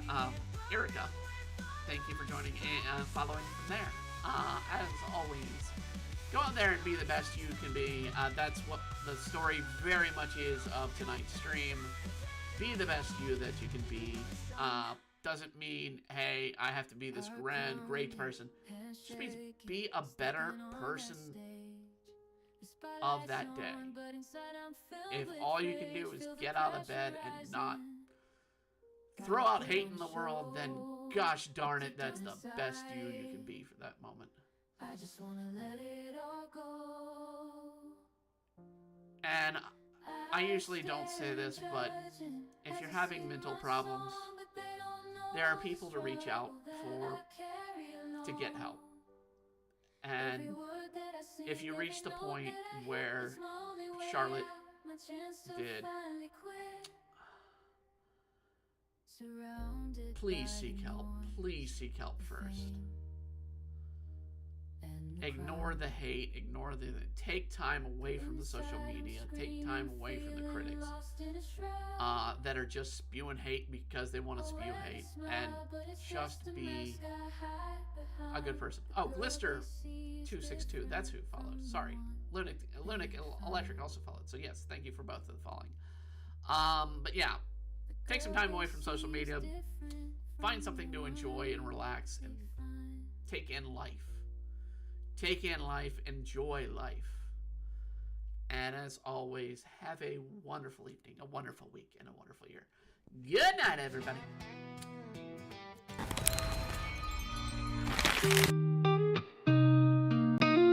Lights go down streams and thanks for time we spent. Laughs and smiles all through night.